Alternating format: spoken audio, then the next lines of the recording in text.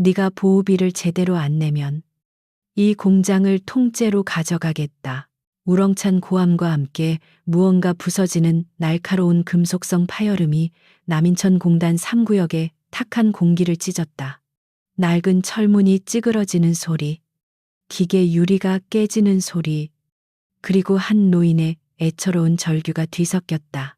공단 전체를 뒤덮은 거대한 기계 작동음 속에서도 그 폭력의 소리는 유난히 선명하게 고막을 파고들었다. 서류철을 옆구리에 낀 채 이 복도를 지나가던 김민서는 어깨를 움츠렸다. 그녀는 이곳 소금공단 관리사무소의 신입 격리 직원이다. 뿔테 안경 너머로 보이는 그녀의 눈은 겁에 질린 듯 바쁘게 깜박였고 며칠째 잠을 못 잔 사람처럼 핏줄이 서 있었다. 그녀의 발걸음이 향한 곳은 박 사장의 작은 금형 공장이었다. 그리고 방금 전 그 끔찍한 소리가 터져나온 곳도 바로 거기였다. 김민서, 아니 한지영 중사는 본능적으로 걸음을 멈췄다. 그녀의 임무는 잠입 및 증거 수집이었지. 전면에 나서는 것이 아니었다. 열린 공장 문틈으로 지옥도가 펼쳐졌다. 건장한 사내 대여섯 명이 방금 막 공장 주인을 구타한 듯 보였다. 작업복 차림의 노인. 박 사장이 바닥에 쓰러져 피 섞인 기침을 토해냈다. 그의 주변에는 평생의 재산이었을 정밀 기계들이 박살난 채 널브러져 있었다. 그 중심에는 미친 개 마동철이 서 있었다. 소금공단의 실질적 지배자, 주 소금개발 보안의 행동대장이었다. 그는 구두발로 쓰러진 박 사장의 어깨를 지그시 밟으며 입에 무늬수시개를 잘근거렸다. 영감, 마지막 기회였어. 이 공장은 이제 우리 곽 회장님 거라고. 지영은 서류를 쥔 손에 힘을 주었다. 손바닥에 땀이 찼다. 그녀의 김민서 페르소나는 지금 당장이라도 비명을 지르며 도망쳐야 했다. 그녀는 그렇게 행동해야만 했다. 일부러 서류 몇 장을 바닥에 떨어뜨리며 겁에 질린 신입 사원의 모습을 완벽하게 연기했다. 아이고, 죄송합니다. 그녀는 덜덜 떠는 목소리로 중얼거리며 서류를 주우려 허리를 숙였다. 그녀의 시선은 바닥에 떨어진 종이에 고정된 듯 보였지만 뿔테 안경테에 교묘하게 숨겨진 초소형 카메라 렌즈는 공장 내부의 모든 것을 남김없이 담고 있었다. 마동철의 시선이 문 쪽의 소란을 향했다. 뭐야? 저 쥐새끼는. 그의 혐오스러운 눈빛이 지영에게 꽂혔다.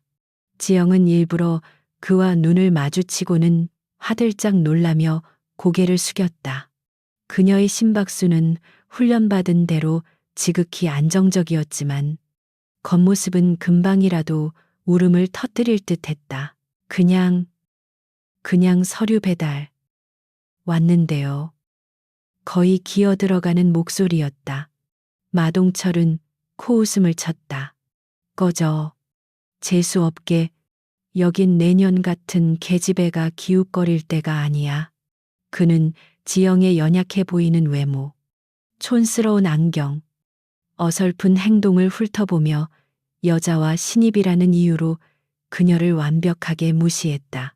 바로 그때 뒤쪽에서 누군가 지영의 팔을 거칠게 잡아 끌었다. 관리사무소의 이 부장이었다. 그는 사색이 된 얼굴로 지영을 복도 구석으로 끌고 갔다. 김민서 씨, 지금 제정신이야. 거길 왜 쳐다봐.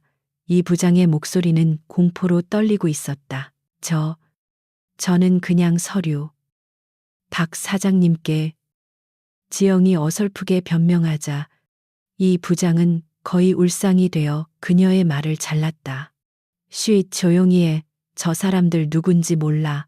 소금 개발 보안 사람들이야. 이 공단 전체를 쥐고 흔드는 실세라고.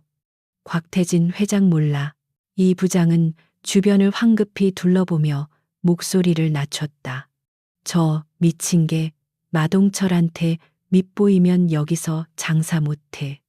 아니, 목숨이 붙어 있을지 장담 못한다고. 경찰은 곽 회장 주머니 속에 있어. 잊어버려. 우린 그냥 눈 감고 귀 막고 우리 일만 하면 되는 거야. 지영은 겁에 질린 표정으로 고개를 세차게 끄덕였다. 네, 네, 알겠습니다. 부장님, 죄송합니다. 그녀의 연기는 완벽했다. 이 부장은 한심하다는 듯 혀를 차며 그녀를 재촉했다. 됐고, 빨리 사무실로 돌아가. 오늘 본 건 전부 잊어버려. 안 그럼 김 씨도 큰일 나. 사무실로 돌아가는 길. 지영의 등 뒤로 마동철 일당의 호탕한 웃음소리와 박 사장의 희미한 신음소리가 쫓아왔다. 그녀는 주먹을 꽉 쥐었다. 손톱이 손바닥을 파고들었지만 그녀의 얼굴은 여전히 겁에 질린 신입사원 김민서의 가면을 유지하고 있었다. 소금공단. 표면적으로는 수백 개의 중소기업이 모여 대한민국의 제조업을 지탱하는 활기찬 산업 현장이었다. 그러나 그 이면은 곽태진이라는 거대한 암세포에 의해 철저히 좀먹어 들어가고 있었다. 그는 소금 개발 보안이라는 합법적인 경비 용역 회사를 앞세워 체계적으로 공단 전체를 착취했다. 매달 상납되는 보호비는 기본이었고 자신들의 요구에 불응하는 업체는 오늘 박 사장이 당한 것처럼 사고를 당했다. 기계가 고장나고 자재 납품이 막히고 심지어는 공장 자체가 헐값에 그들의 손에 넘어갔다. 이곳의 법은 곽태진이었고 집행자는 마동철이었다. 한지영 중사가 김민서라는 이름으로 이곳에 위장 잠입한 지는 정확히 일주일째였다. 해군정보사령부 직속 UDT SEAL 대테러팀 소속인 그녀에게 내려진 임무는 표면적으로는 단순한 불법 폭력 조직 소탕처럼 보였다. 하지만 실제로는 그 이상이었다. 곽태진의 검은 돈이 어디로 흘러가는지, 그리고 그를 비호하는 윗선이 누구인지 알아내는 것이 진짜 목적이었다. 지역 경찰이 그들의 하수인 노릇을 한다는 것은 이미 파악된 사실이었다. 문제는 그보다 더 높은 권력이 연루되어 있을 가능성이었다. 그녀의 역할은 격리 직원, 회사의 돈 흐름을 합법적으로 들여다볼 수 있는 최적의 위치였다. 그녀는 지난 일주일간 김민서로 살았다. 어수룩하고 말 더듬고 툭하면 실수하는 사회 초년생. 아무도 그녀를 경계하지 않았다. 그녀의 촌스러운 뿔테 안경과 질끈 묶은 머리는 완벽한 위장이었다. 하지만 오늘 박 사장의 공장에서 벌어진 일은 지영의 계획에 없던 변수였다. 그녀는 증거 수집가였지. 아직 행동할 때가 아니었다. 그러나 그녀의 눈앞에서 무고한 시민이 짓밟히는 것을 목격한 순간 그녀의 내면에 잠들어 있던 UDT의 본능이 꿈틀거렸다. 사무실에 돌아온 지영은 이 부장의 호통을 들어가며 자기 자리에 앉았다. 김민서 씨, 정신 똑바로 차려. 여긴 학교가 아니야. 그녀는 연신 고개를 숙이며 죄송합니다를 연발했다. 동료 직원들은 그녀를 한심하다는 듯 쳐다보거나 혹은 동정의 눈빛을 보냈다. 아무도 몰랐다. 그녀가 안경을 고쳐 쓰는 아주 짧은 순간 안경테에 달린 카메라의 녹화 종료 버튼을 누르고 데이터를 무선으로 그녀의 허벅지에 숨겨진 보안 서버로 전송했다는 것을 그녀의 귀 속에 꽂힌 초소형 무전기에서는 팀의 백업 요원 하상사의 목소리가 들려왔다. 상황 종료. 중사님, 무리하지 마십시오. 아직 노출되면 안 됩니다. 지영은 키보드로 의미 없는 숫자를 입력하는 척하며 마이크에 작게 속삭였다. 알고 있다. 하지만 타깃이 예고 없이 움직였다. 박 사장 건 우리가 예상했던 것보다 수위가 높다. 이대로 두면 목숨이 위험해. 그녀는 모니터 화면에 박 사장의 금형 공장 자료를 띄웠다. 주 소금 개발 보안에 매달 500만 원씩 이체되던 경비 용역비가 이번 달부터 1,500만 원으로 3배가 뛰었다. 박 사장은 그것을 감당할 수 없었고 오늘 그 대가를 치른 것이다. 지영의 눈빛이 차갑게 가라앉았다.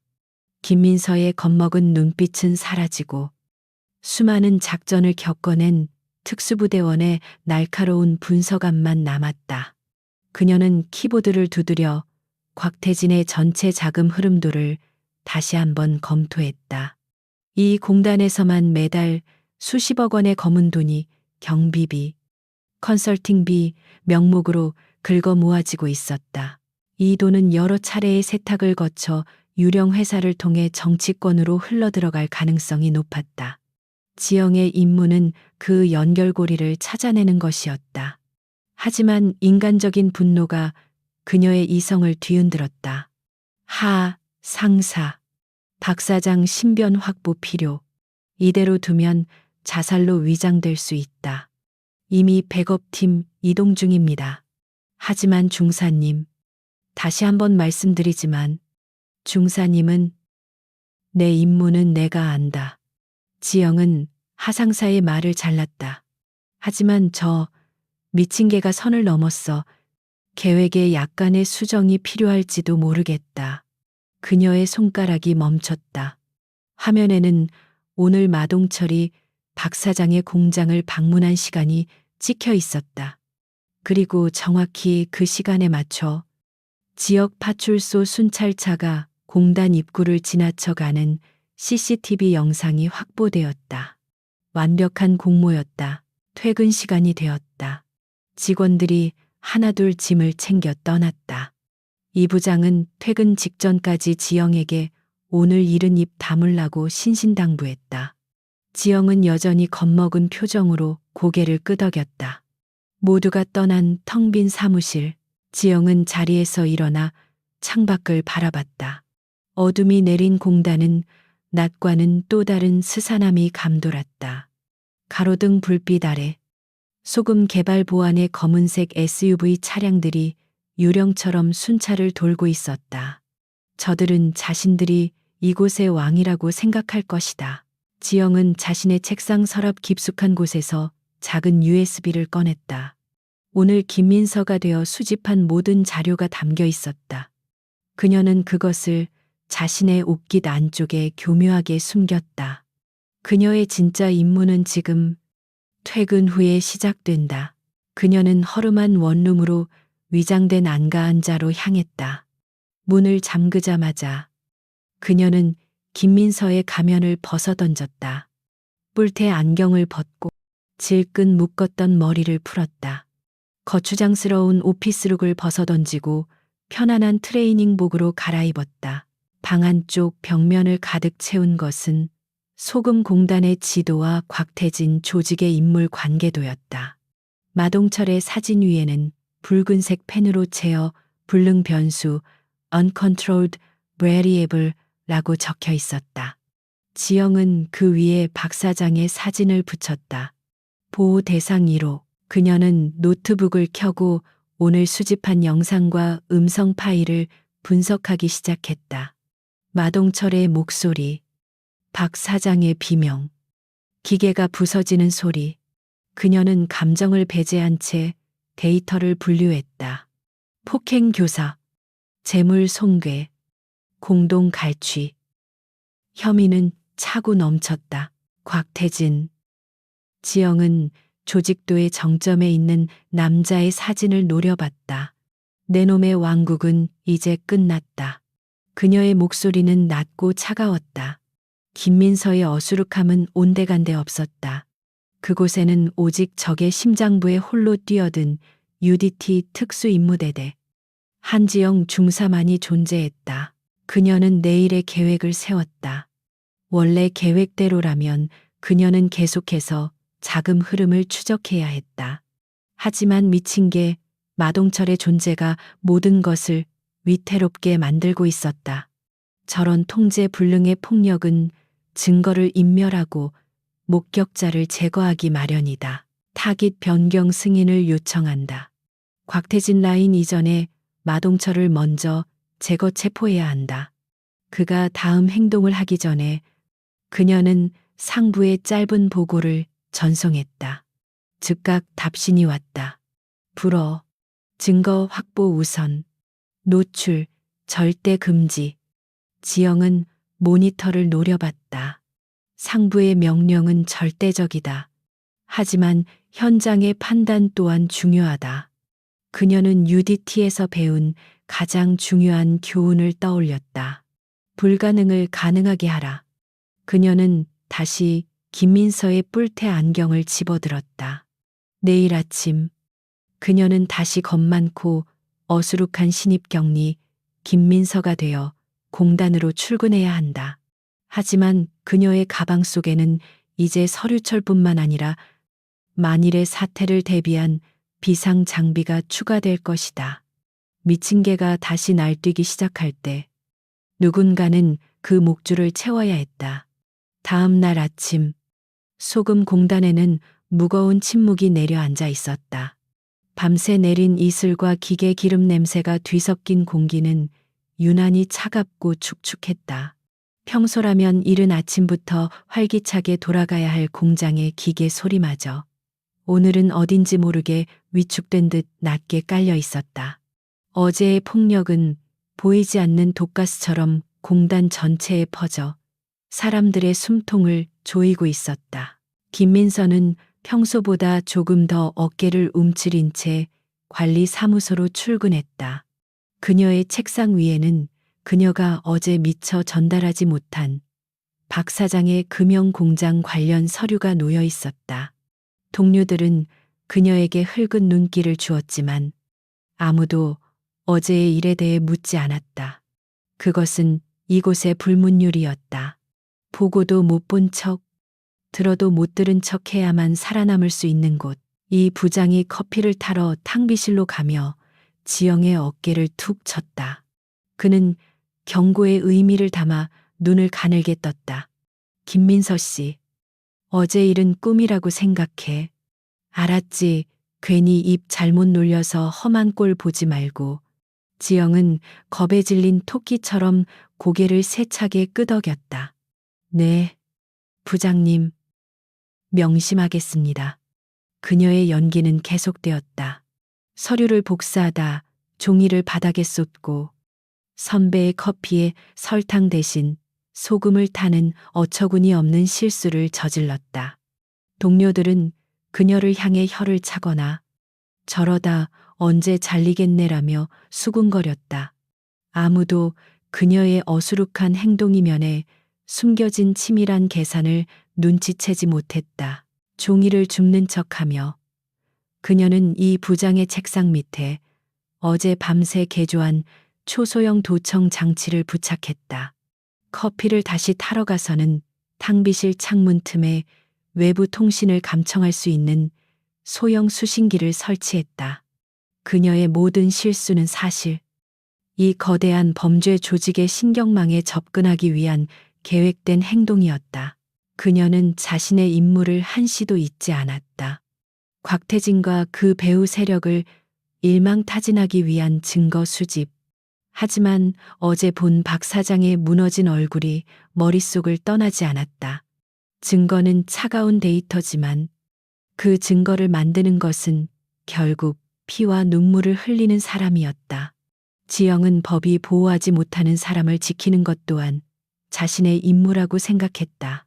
오전 업무 시간이 끝나갈 무렵 지영은 의도적으로 박 사장의 공장에 전달해야 할 서류를 들고 자리에서 일어났다. 이 부장이 그녀를 보고 미간을 찌푸렸다. 어딜 가 박 사장님께. 어제 못 드린 결제 서류가 있어서요. 이 부장은 잠시 망설이다가 어차피 곧 망할 공장이라는 생각에 귀찮다는 듯 손을 내저었다. 빨리 다녀와. 그리고 절대 딴짓하지 마. 박 사장의 공장은 어제보다 더 참혹했다. 찢겨나간 철문은 간신히 경첩에 매달려 있었고 공장 내부는 폭풍이 휩쓸고 간 듯했다. 깨진 유리 조각과 기름이 뒤섞여 바닥을 뒹굴었다.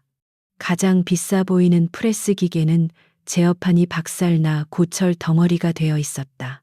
그 모든 잔해의 중심에 박 사장이 멍하니 서 있었다. 그의 얼굴은 하룻밤 사이에 10년은 더 늙어 보였다. 눈은 매했고 입술은 터져 있었으며 작업복 곳곳에는 어제 말라붙은 핏자국이 선명했다. 그는 평생을 바쳐 일군 자신의 왕국이 무너져 내린 것을 망연자실한 표정으로 바라보고 있었다. 지영은 김민서의 목소리로 조심스럽게 그를 불렀다. 사장님, 괜찮으세요? 저 관리사무소 김민서인데요. 박 사장은 천천히 고개를 돌렸다. 그의 눈에는 아무런 감정도 담겨 있지 않았다. 그는 지영을 잠시 바라보다가 희미하게 고개를 저었다. 여긴 이제 아무도 올 필요 없어. 지영은 일부러 더 순진하고 걱정스러운 표정을 지으며 그에게 다가갔다. 어제 큰일이 있었다고 들었어요. 몸은 괜찮으세요? 병원은 가보셨어요? 그녀의 걱정스러운 말투에 박 사장의 굳어있던 표정이 아주 미세하게 흔들렸다. 그는 지영의 연약해 보이는 모습에서 아마도 자신의 딸을 보았을지도 모른다. 그는 한숨을 쉬며 녹슨 공구함에 주저앉았다. 아가씨, 여긴 아가씨 같은 사람이 있을 곳이 아니야. 내가 어제도 말했지. 어서 다른 일자리 알아봐. 이 공단은 사람이 살 곳이 못 돼. 그의 목소리에는 깊은 절망과 함께 이 젊은 여직원을 위험에서 구하려는 마지막 선의가 담겨 있었다. 지영은 서류를 든 손을 꼼지락거리며 물었다. 대체 왜 이렇게까지 하는 걸까요? 너무들 하잖아요. 그녀의 순진한 질문은 박 사장의 마지막 남은 분노의 둑을 터뜨렸다. 왜냐니 저놈들은 인간이 아니니까 악마야. 악마라고 그는 부들부들 떨리는 손으로 자신의 머리를 쥐어뜯었다. 그는 모든 것을 털어놓았다. 보호비가 3배로 뛰었고 그것을 감당할 수 없다고 하자 마동철이 직접 찾아와 이 모든 것을 부젠다고 했다. 그리고 그는 마지막 통첩을 남기고 갔다고 했다. 내일까지 1억을 만들어 오라고 했어. 아니면 이 공장 포기 각서에 도장을 찍으라고. 내일 다시 온다고 했어. 모든 걸 끝내러. 박 사장의 목소리는 거의 울음에 가까웠다. 1억은 그에게 불가능한 돈이었다. 결국 내일이면 그는 평생을 바친 공장을 저 악마들에게 넘겨주어야 했다. 지영의 심장이 차갑게 가라앉았다. 내일 시간이 없었다. 마동철은 박 사장을 완전히 파멸시키고 다른 공장주들에게 본보기를 보이려 하고 있었다. 박 사장이라는 증인이 자살하거나 혹은 모든 것을 포기하고 공단을 떠나버리면 곽태진의 범죄를 입증할 가장 강력한 고리 하나가 사라지는 셈이었다. 지영은 박 사장을 위로하는 척하며 그의 어깨를 두드렸다. 힘내세요. 사장님, 어떻게든 방법이 있을 거예요. 하지만 그녀의 머릿속은 복잡한 계산으로 가득 차 있었다. 그녀의 손가락이 박 사장의 작업복 어깨 부분을 스치는 순간 그녀는 눈 깜짝할 사이에 초소형 위치 추적 및 도청 장치를 그의 옷깃 안쪽에 부착했다. 이제부터 박 사장은 24시간 감시 및 보호 대상이었다. 사무실로 돌아온 지영의 마음은 무거웠다. 그녀는 곧바로 보안 채널을 통해 하상사에게 연락했다. 상황 보고, 타깃, 내일 박 사장 공장 완전 장악 시도 예정. 증인 신변 극도로 위험. 하상사의 냉정한 목소리가 이어폰을 통해 들려왔다. 알고 있다. 백업팀이 원거리에서 감시 중이다. 하지만 명령은 그대로다. 한중사, 절대 노출되지 마라. 우리는 곽태진의 꼬리가 아니라 몸통을 잡아야 한다. 지영은 키보드를 치는 척하며 낮게 대꾸했다. 몸통을 잡기 전에 팔다리가 모두 썩어 문드러지겠습니다. 박 사장이 무너지면 공단 내 다른 누구도 우리에게 협조하지 않을 겁니다. 공포가 그들을 지배할 테니까요. 우리가 구하려는 민간인이 눈앞에서 파괴되는 것을 방치하는 작전은 성공해도 실패한 작전입니다. 감정적인 판단은 금물이다. 한중사 그것이 현장 요원의 가장 큰 적이야. 더 큰 그림을 봐라. 하상사의 목소리가 단호해졌다. 하지만 지영은 이미 결심을 굳힌 상태였다. 그녀는 UDT에서 수없이 많은 불가능한 임무를 완수했다. 그 모든 임무의 핵심은 계획을 맹신하는 것이 아니라 현장의 변수에 맞춰 최적의 해답을 찾아내는 것이었다. 이것은 감정이 아닙니다. 상사님, 전술적 판단입니다. 적이 칼을 뽑았으면 우리도 칼을 뽑아야 합니다. 적이 행동의 속도를 높였으면 우리도 대응의 속도를 높여야 합니다. 내일 마동철이 박 사장 앞에 나타날 때 저도 그곳에 있을 겁니다. 안 돼, 그건 명령 불복종이다. 아닙니다. 작전 목표 달성을 위한 현장 지휘관의 재량권 행사입니다. 박 사장이라는 핵심 증인을 보호하고 마동철 일당의 폭력행위 현행범 증거를 확보하겠습니다. 이것이야말로 우리 작전의 성공률을 높이는 길입니다. 통신은 잠시 침묵에 잠겼다. 하상사는 지영의 고집을 꺾을 수 없다는 것을 알고 있었다. 그는 그녀를 누구보다 잘 알았다. 그녀는 한번 결정하면 반드시 해내는 군인이었다. 최소한의 개입이다. 정체가 노출되는 순간 작전은 모두 끝장이야. 그것은 마지못한 승인이었다. 염려 마십시오. 김민서는 내일도 어수룩한 신입 사원일 테니까요. 지영은 통신을 끊었다. 그녀의 눈빛이 변했다. 이제 남은 시간은 24시간도 채 되지 않았다. 그녀는 단순한 증거 수집가가 아니라 포식자들로부터 먹잇감을 지켜내야 하는 수호자가 되어야 했다. 그날 밤 안가로 돌아온 지영은 김민서의 옷을 벗고 전투 준비에 들어갔다. 하지만 그 준비는 총이나 칼을 닦는 것이 아니었다.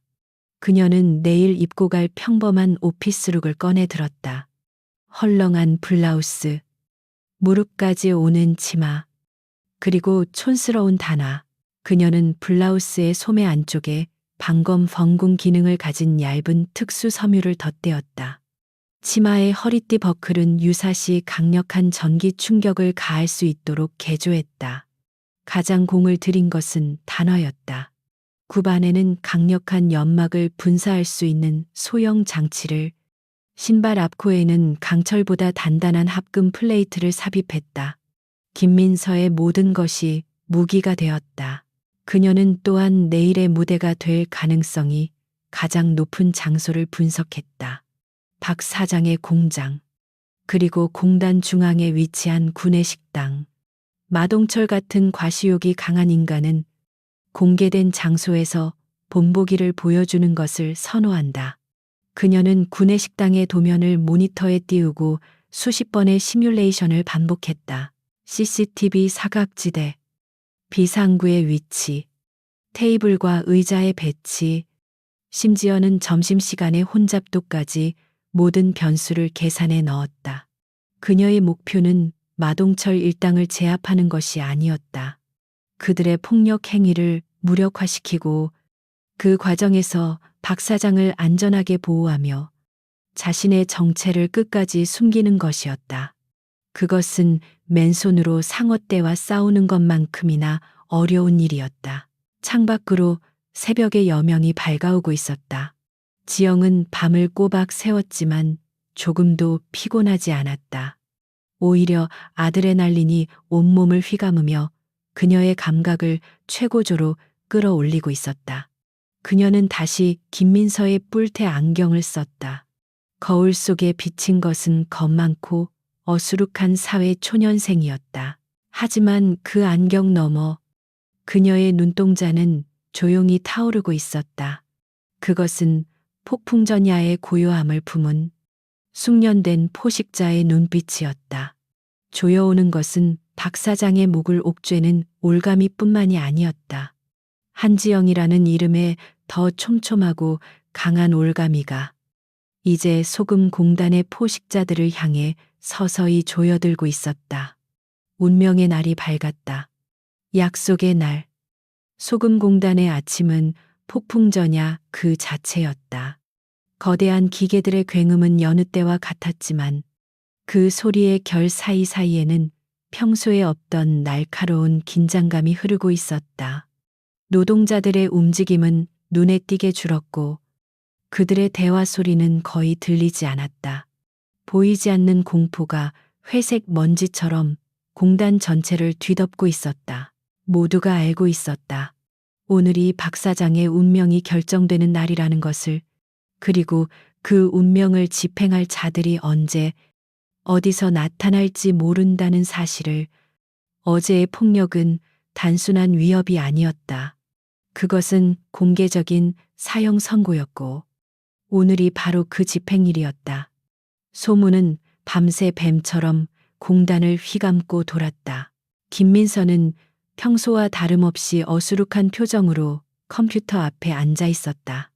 하지만 그녀의 모든 신경은 거미줄처럼 사무실 밖을 향해 뻗어 있었다.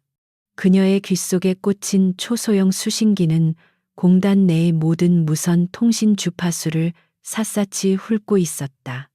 그녀의 눈은 모니터를 보는 척하며 창밖을 지나는 모든 차량을 놓치지 않았다. 오전 내내 마동철 일당의 움직임은 포착되지 않았다. 그들은 마치 사냥감을 말려 죽이려는 듯 일부러 시간을 끄는 것 같았다. 그 기다림의 시간 동안 공포는 더욱 짙게 발효되었다. 몇몇 공장주들은 아예 문을 걸어 잠그고 모습을 드러내지 않았다. 공단 전체가 거대한 유령 도시처럼 변해가고 있었다. 점심시간이 되자 지영은 자리에서 일어났다. 이 부장이 의심스러운 눈초리로 그녀를 쳐다봤다. 어디가 또 박 사장 내 공장에 가려는 건 아니지. 지영은 순진한 얼굴로 고개를 저었다. 아니요, 부장님. 배고파서요. 구내식당에 밥 먹으러 가려고요. 이 부장은 혀를 차며 고개를 돌렸다. 밥맛도 좋네. 이 험악한 분위기에 지영은 아랑곳하지 않고 사무실을 나섰다. 구내식당. 그녀가 어젯밤 수십 번의 시뮬레이션을 통해 선정한 최적의 무대였다. 마동철이 박 사장을 처리하기 전 분명 공개된 장소에서 자신의 위세를 과시하며 축하연을 벌일 가능성이 높았다. 구내식당은 이미 을씨년스러운 분위기로 가득했다. 평소라면 빈자리를 찾기 힘들 정도로 붐볐을 공간이 절반도 채워지지 않았다. 식사를 하는 사람들은 모두 약속이라도 한 듯 벽 쪽을 향해 앉아 있었고 서로의 얼굴을 마주보지 않으려 애썼다. 그들의 식사는 음식을 먹는 행위라기보다는 두려움을 삼키는 의식처럼 보였다. 지영은 식판에 밥과 몇 가지 반찬을 담았다. 그녀는 식당 전체를 천천히 둘러보았다. 그리고는 어젯밤 시뮬레이션에서 정해둔 바로 그 자리에 앉았다. 식당의 정중앙, 출입구와 주방으로 통하는 비상구가 모두 시야에 들어오는 곳. 등 뒤에는 단단한 기둥이 있어 후방에서의 기습을 막아주는 완벽한 전략적 요충지였다. 그녀는 아무 일도 없다는 듯 천천히 식사를 시작했다. 김치가 담긴 종지를 살짝 왼쪽으로 옮겨 누군가 테이블을 쳤을 때 마동철의 눈을 향해 튀어오를 각도를 만들었다. 국그릇은 오른쪽에 두어 유사시 뜨거운 국물을 무기로 사용할 수 있도록 했다. 그녀의 모든 행동은 물 흐르듯 자연스러웠지만 그 속에는 치밀하게 계산된 목적이 있었다. 그녀는 뿔테 안경 너머로 식당 안의 모든 것을 관찰하고 분석했다. 테이블의 개수, 의자의 재질, 창문의 강도, CCTV의 위치와 각도, 그녀의 머릿속에서는 이미 수백 가지의 전투 상황이 그려지고 지워지기를 반복했다. 그녀는 지금 식사를 하는 것이 아니었다. 전쟁터의 지형을 익히고 있었다. 시간이 흐르고 식당 안의 사람들은 하나둘씩 자리를 떴다. 모두가 서둘러 이 불안한 공간을 벗어나고 싶어 했다. 마침내 식당 안에는 지영과 주방에서 일하는 아주머니 몇 명 외에는 아무도 남지 않게 되었다. 바로 그때였다. 끼익, 요란한 타이어 마찰음과 함께 검은색 대형 세단 한 대가 식당 앞에 멈춰섰다. 곧이어 다른 SUV 차량 2대가 그 뒤를 따랐다. 차 문이 열리고 익숙한 얼굴들이 모습을 드러냈다. 미친 게 마동철과 그의 부하들이었다. 어림잡아 대여섯 명. 어제 박 사장의 공장을 박살냈던 바로 그 멤버들이었다. 마동철은 화려한 무늬의 셔츠를 입고 목에는 두꺼운 금목걸이를 걸고 있었다. 그는 입에 문 이쑤시개를 질겅거리며 식당 문을 거칠게 밀치고 들어왔다. 그의 부하들이 그 뒤를 따랐다. 그들의 등장은 마치 먹구름이 몰려오는 것처럼 식당 안의 공기를 순식간에 바꿔놓았다. 주방 아주머니들은 겁에 질려 안쪽으로 숨어버렸다. 크아하, 오늘 저 영감탱이 공장 접수하는 날인데 축하주 대신 밥이나 실컷 먹어보자고 마동철이 쩌렁쩌렁한 목소리로 외쳤다. 그의 부하들이 환호하며 뒤를 따랐다. 그들은 배 식구로 향하며 남은 음식을 마치 자기 것처럼 마구잡이로 식판에 퍼담기 시작했다. 돈을 낼 생각은 전혀 없어 보였다. 그들의 아나무인한 행동은 계속되었다. 한 놈은 식당 바닥에 가래침을 뱉었고 다른 놈은 테이블 위에 발을 올려놓고 담배에 불을 붙였다. 그들은 이곳이 공공장소라는 사실을 전혀 개의치 않았다. 아니, 오히려 자신들이 이 공단의 법이라는 것을 과시하고 있었다. 지영은 여전히 고개를 숙인 채 묵묵히 식사를 계속했다. 그녀는 마치 주변의 소란이 전혀 들리지 않는 사람처럼 보였다. 그녀의 존재는 너무나 평범하고 왜소해서 마동철 일당의 눈에 처음에는 띄지도 않았다. 그들은 자신들의 세상에 취해 떠들고 웃기에 바빴다. 형님, 이따가 그 영감 도장 찍고 나면 공장 기계들 싹 다 고물상에 넘겨버릴까요? 그것도 꽤 돈이 될 텐데요. 한 부하가 아첨하듯 말했다. 마동철은 만족스러운 듯 고개를 끄덕였다. 당연하지. 뼛속까지 다 발라 먹어야지. 감히 우리 곽 회장님 심기를 건드린 대가가 뭔지 이 공단 전체에 똑똑히 보여줘야 돼.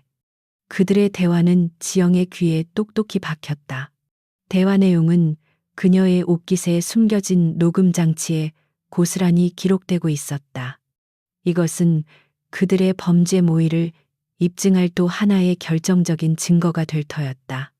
지영은 마지막 남은 밥을 입에 넣고 천천히 씹었다. 마침내 소란스럽게 식사를 하던 마동철의 시선이 텅 빈 식당 한가운데에 멈췄다.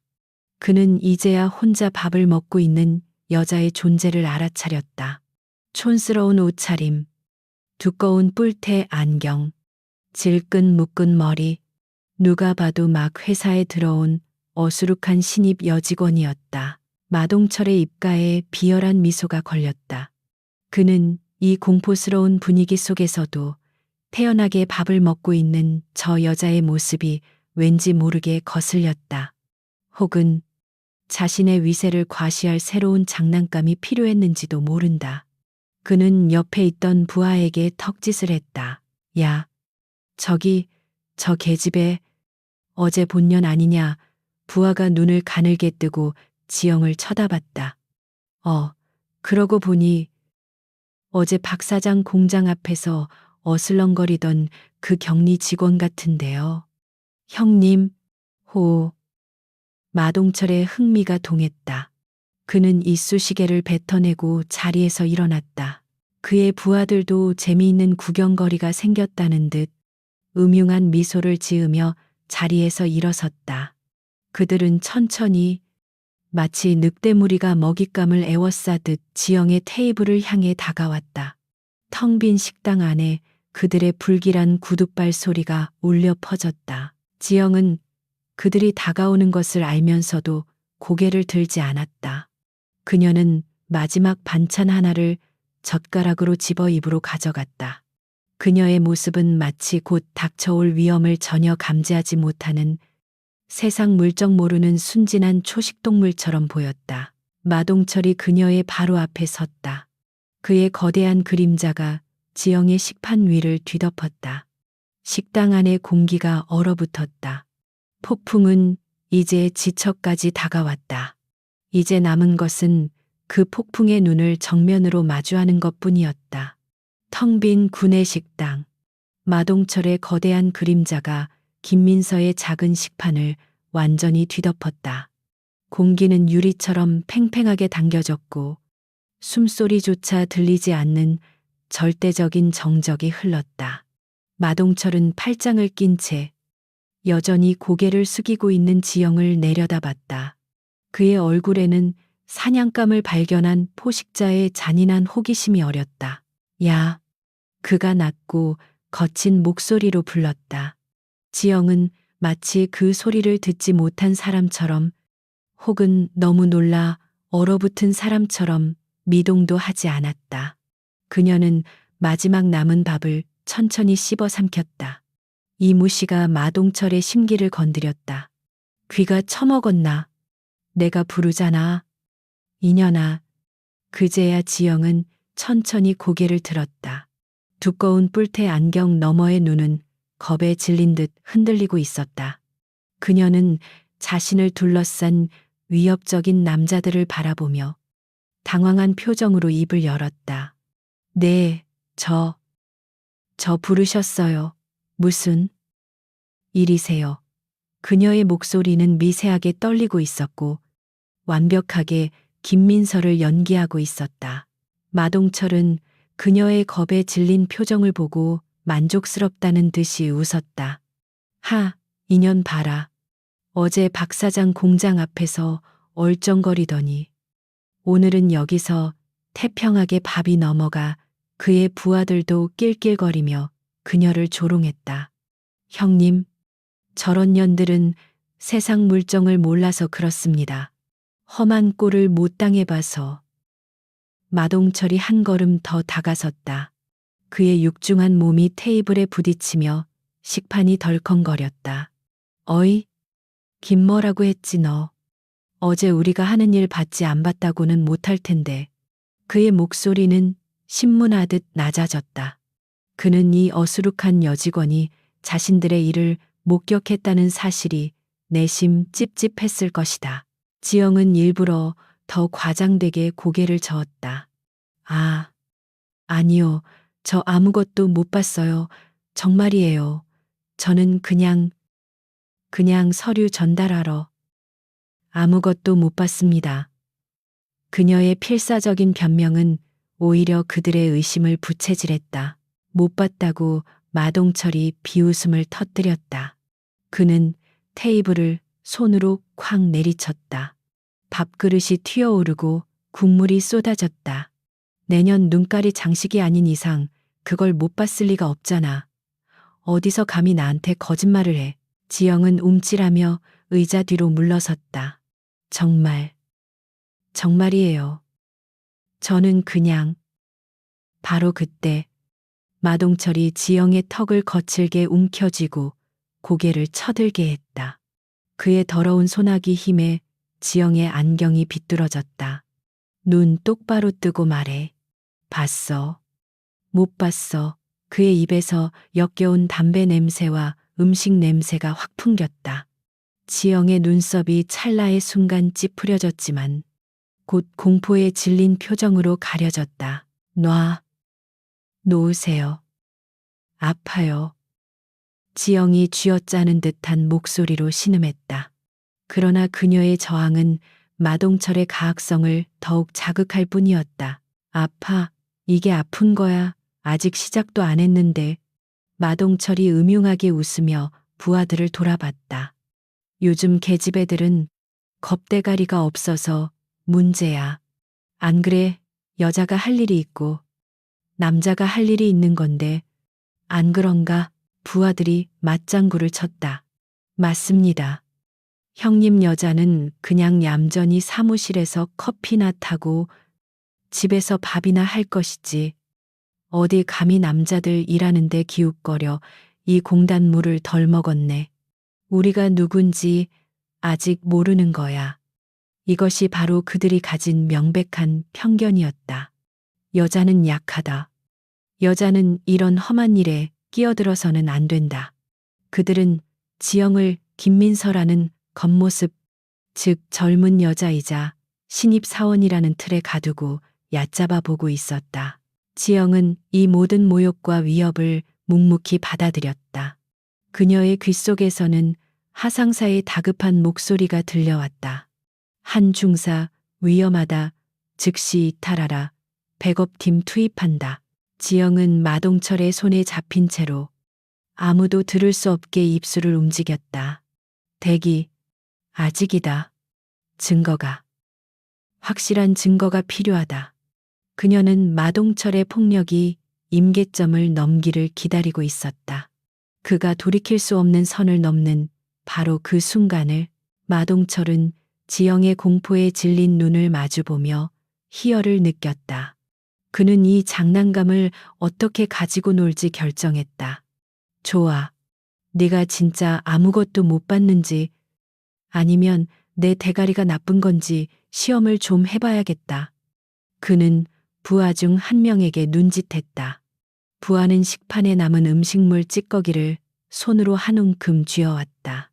자, 이거 먹어.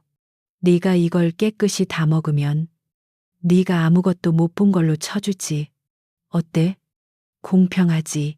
그것은 인간의 존엄성을 짓밟는 행위였다. 식당 안의 공기가 완전히 얼어붙었다. 지영의 눈이 가늘어졌다. 김민서의 가면 뒤에 숨은 한지영의 인내심이 바닥을 드러내고 있었다. 싫어요. 왜 이러세요? 지영이 고개를 저으며 뒷걸음질 치려 했다. 싫어. 마동철의 표정이 순간적으로 굳어졌다. 감히 자신의 자비를 거절한 것에 대한 분노가 치밀었다. 이 쌍년이 지금 상황 파악이 안 돼. 네가 싫다. 좋다를 결정할 입장이 아니라고. 이년아. 그 순간 마동철의 거대한 손이 지영의 머리채를 거칠게 움켜쥐었다. 악지영의 입에서 고통스러운 비명이 터져 나왔다. 머리가 뒤로 젖혀지며 뿔테 안경이 바닥으로 떨어져 쨍그랑 소리를 내며 깨졌다. 드디어 그녀의 위장이 벗겨지기 시작했다. 내년 같은 건 좀 맞아야 정신을 차리지. 마동철이 고함을 지르며 지영의 머리를 테이블 쪽으로 거칠게 밀어붙였다. 그의 다른 손은 음식물 찌꺼기를 그녀의 입에 쑤셔 넣으려 했다. 이것이 바로 넘지 말아야 할 선이었다. 지영의 귓속에서 하상사의 절박한 외침이 들렸다. 지금 당장 투입한다. 코드레드. 지영은 자신의 입으로 다가오는 더러운 손과 자신의 머리채를 쥔 마동철의 압력을 느끼며 입을 열었다. 그녀의 목소리는 더 이상 김민서의 것이 아니었다. 그것은 지독한 훈련을 견뎌낸 특수부대원의 차갑고 냉정한 목소리였다. 최종 경고. 지금 즉시 공무집행 방해 및 민간인 위협 행위를 중단하라. 마동철은 순간 당황했다. 겁에 질려 울고 있어야 할 여자의 입에서 나온 목소리라고는 믿을 수 없었기 때문이다. 뭐라고? 인연이. 그의 혼란은 짧았다. 그는 자신의 소나기에서 느껴지는 엄청난 악력에 비명을 지를 틈도 없었다. 선을 넘는 순간 심판의 시간도 함께 시작되었다. 최종 경고. 지금 즉시 공무집행 방해 및 민간인 위협 행위를 중단하라. 그 차갑고 단호한 목소리는 텅 빈 구내식당에 메아리쳤다. 마동철의 머릿속은 순간적으로 백지가 되었다. 방금 전까지 자신의 소나귀에 잡혀 벌벌 떨고 있던 계집애의 목소리라고는 도저히 믿을 수 없었다. 그 목소리에는 공포 대신 압도적인 권위와 위협이 담겨 있었다. 뭐라고? 인연이. 마동철은 지영의 머리채를 잡은 손에 힘을 주며 되물었다. 그러나 그의 표정은 이미 혼란으로 일그러져 있었다. 바로 그 찰나였다. 순식간에 지영의 몸이 회전했다. 그녀의 머리채를 잡고 있던 마동철의 손은 마치 끓는 물에 닿은 것처럼 아뜨거하는 감각을 느꼈다. 지영의 허리띠 버클에서 튀어나온 소형 전기 충격 장치가 그의 손에 강렬한 전류를 흘려보낸 것이다.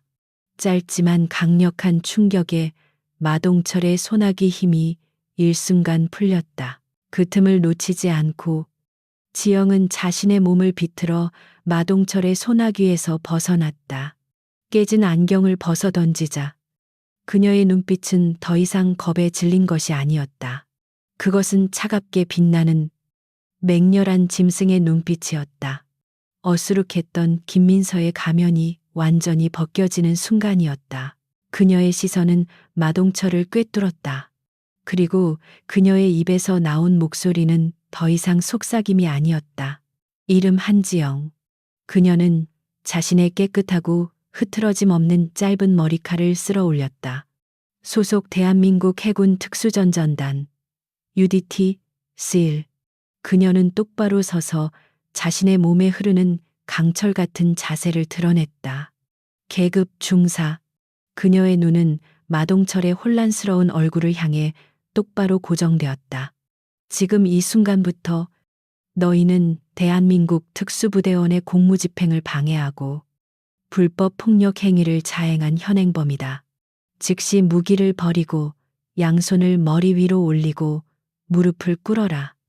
그녀의 말은 한치의 망설임도 없이 정확하고 간결했다.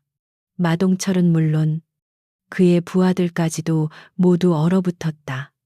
UDT 중사, 저런 왜소한 계집애가 그들의 머릿속은 혼란으로 가득 찼다. 그들이 조롱하고 모욕했던 어수룩한 신입 여직원이 사실은 자신들이 감히 상상조차 할 수 없는 존재라는 것을 깨달은 순간이었다. 마동철은 자신의 머리채를 잡았던 손을 내려다봤다. 손목 부분에 희미하게 화상 자국이 남아 있었다. 그리고 바닥에 떨어진 뿔테 안경 옆에는 조각난 플라스틱 조각 사이로 미세한 전선들이 드러나 있었다. 김민서의 모든 것이 무기였던 것이다. 개소리마 내년이 UDT라고 특수부대원이 저런 어설픈 옷을 입고 다니냐. 이거 완전 사기치는 거 아니야. 마동철은 애써 현실을 부정하며 허세를 부렸다. 그는 여자에게 당했다는 치욕감에 얼굴이 벌겋게 달아올랐다. 바로 그때 지영의 손이 자신의 블라우스 안쪽으로 빠르게 들어갔다. 그리고 찰나의 순간 그녀의 손에 들린 것은 다름 아닌 그녀의 군인 신분증이었다. 한치의 흐트러짐도 없는 정복 차림의 증명사진과 함께 해군 특수전전단 중사 한지영이라는 글자가 선명하게 박혀 있었다. 그리고 그 아래에는 UDT를 상징하는 강력한 문양인 황금 독수리 로고가 박혀 있었다. 지영은 신분증을 마동철의 눈앞에 들이밀듯 던져 테이블 위에 박아 넣었다. 신분증이 테이블에 부딪히며 나는 소리는 식당의 정적을 깨뜨리는 작은 폭발음처럼 들렸다. 이제 누구도 부인할 수 없는 현실이었다. 그들이 비웃고 무시했던 계집애는 대한민국 최정예 특수부대원이었던 것이다. 마동철의 얼굴에서 핏기가 가셨다. 그의 부하들 역시 충격에 입을 다물지 못했다. 그 세 글자가 주는 압박감은 그들이 지금껏 겪어온 어떤 조폭의 위협보다도 훨씬 거대하고 차갑게 그들의 심장을 짓눌렀다. 그들은 지금 단순한 격리 직원을 건드린 것이 아니었다. 군 최고 엘리트 요원을 건드린 것이었다. 이제 어떻게 되는 거야? 형님. 한 부하가 겁에 질린 목소리로 중얼거렸다. 마동철은 치욕감과 분노, 그리고 뒤늦게 밀려오는 공포로 인해 이성이 마비되는 것을 느꼈다. 그는 여자에게 당했다는 사실을 도저히 받아들일 수 없었다. 그의 머릿속에는 오직 하나, 이 여자를 죽여서 이 비밀을 영원히 묻어버려야 한다는 생각뿐이었다. 그는 허리춤에 감춰둔 칼을 뽑아들기 위해 손을 뻗었다. 경고했다. 지영의 목소리가 다시 한번 식당을 울렸다. 그러나 마동철은 이미 이성을 잃은 상태였다. 그는 칼을 뽑아들며 지영에게 달려들었다. 이런 씨발. 내년이 감히 죽여버릴 거야. 그의 눈은 광기로 번들거렸다. 식당 안의 분위기는 순식간에 급변했다. 침묵과 공포는 사라지고 이제는 맹렬한 전투의 기운이 감돌았다. 한지영 중사는 더 이상 김민서가 아니었다. 그녀는 대한민국을 지키는 최정예 특수요원 UDTSE의 일이었다. 그리고 그녀의 눈앞에 있는 것은 오직 제거해야 할 타깃일 뿐이었다. 마동철의 이성을 잃은 고함이 신호탄이었다. 죽여버릴 거야. 그가 칼을 빼들고 지영을 향해 미친 듯이 달려들었다. 그가 움직이자 충격과 공포에 잠시 얼어붙어 있던 나머지 6명의 부하들도 본능적으로 움직였다. 그들의 두려움은 저 여자를 죽이지 않으면 우리가 죽는다는 절박한 광기로 변질되었다. 전현 죽여 당장 군인 씨발. 다구리에는 장사 없어. 가장 가까이 있던 부하가 주먹을 휘두르며 덤벼들었다. 그는 지영이 여자라는 사실에 마지막 남은 만용을 쥐어짜냈다. 그러나 그의 주먹은 허공을 갈랐다. 지영은 상체를 살짝 비트는 최소한의 움직임으로 그의 공격을 피했다. 그녀의 몸은 마치 바람에 날리는 버들잎처럼 유연했다.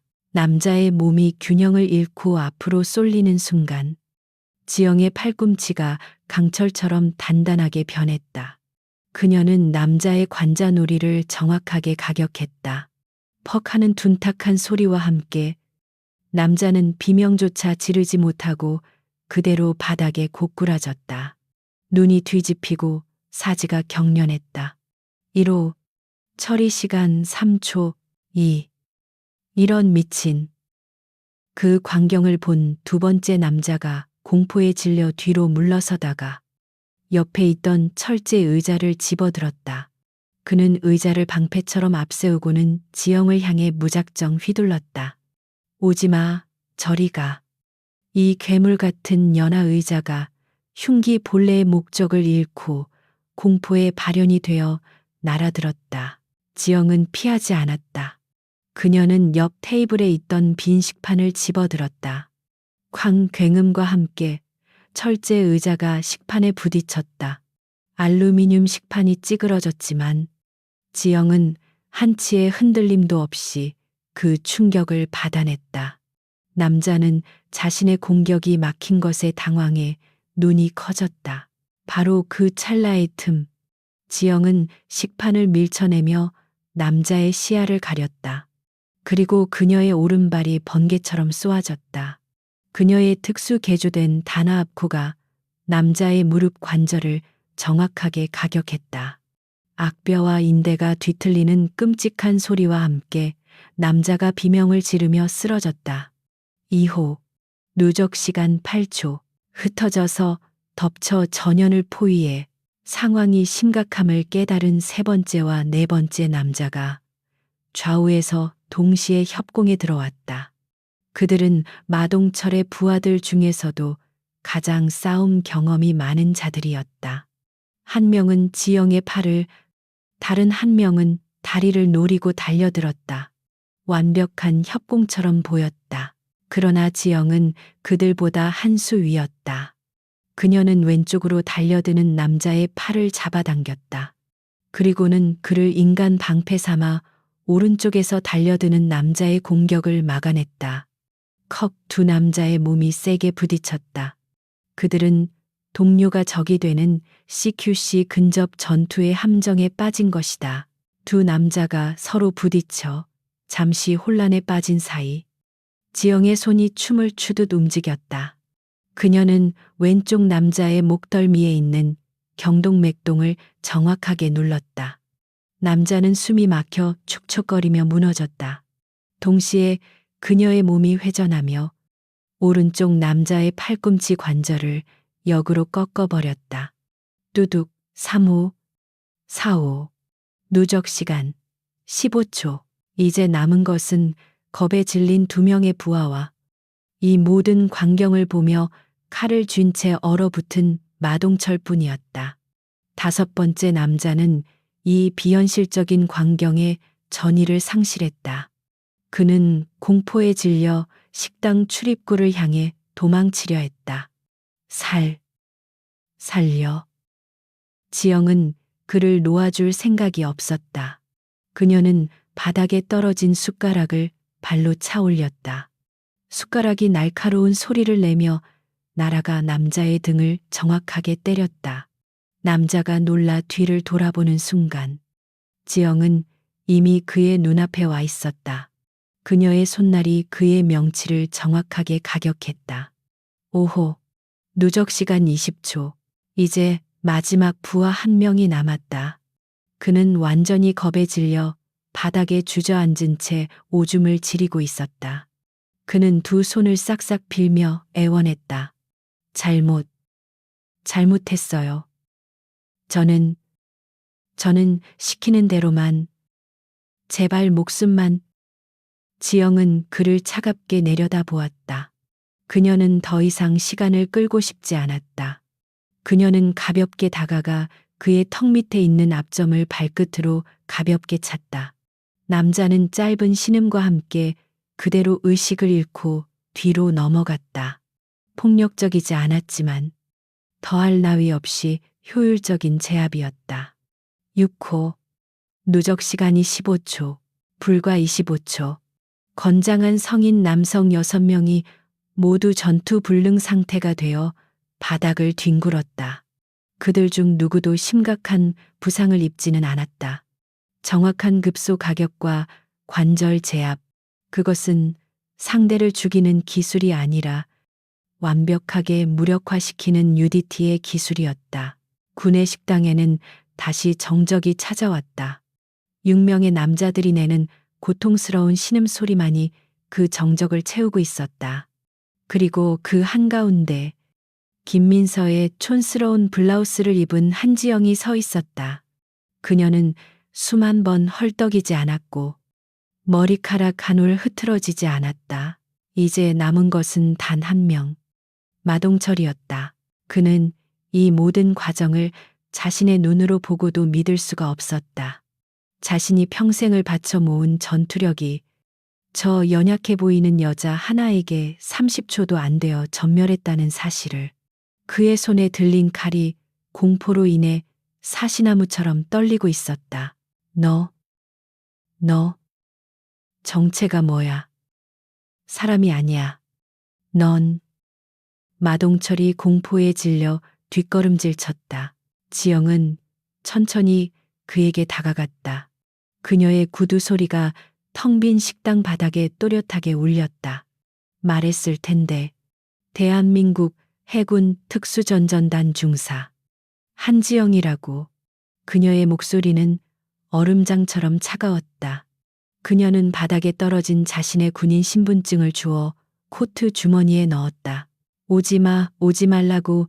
마동철은 공포에 질려 칼을 마구잡이로 휘둘렀다. 하지만 그의 공격은 이미 두려움에 잠식되어 아무런 위협도 되지 못했다. 그는 더 이상 미친 개가 아니었다. 그는 그저 겁에 질린 짐승일 뿐이었다. 지영은 그의 칼날을 피해 안쪽으로 파고들었다. 그녀의 손이 뱀처럼 움직여 마동철의 손목을 움켜쥐었다. 아악. 마동철이 비명을 질렀다. 손목 관절이 부서지는 듯한 고통이 밀려왔다.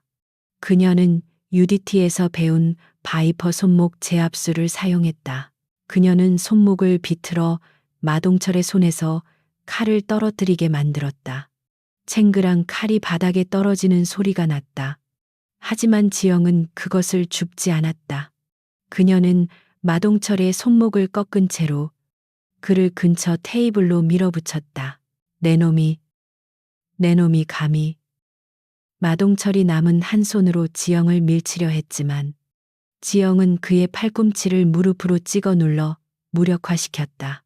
이 손이었나 지영이 낮게 읊조렸다.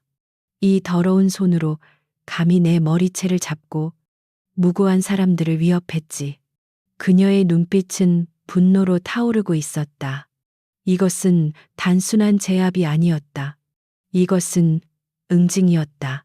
그녀는 바닥에 떨어진 마동철의 칼을 발로 차올려 떨어지는 칼자루를 공중에서 완벽하게 잡아챘다. 그리고는 마동철이 비명을 지를 틈도 없이 그의 남은 손, 칼을 쥐려 했던 바로 그 손을 테이블 위로 내리찍었다. 퍽, 날카로운 칼날이 마동철의 손바닥을 관통해 두꺼운 나무 테이블에 깊숙이 박혔다.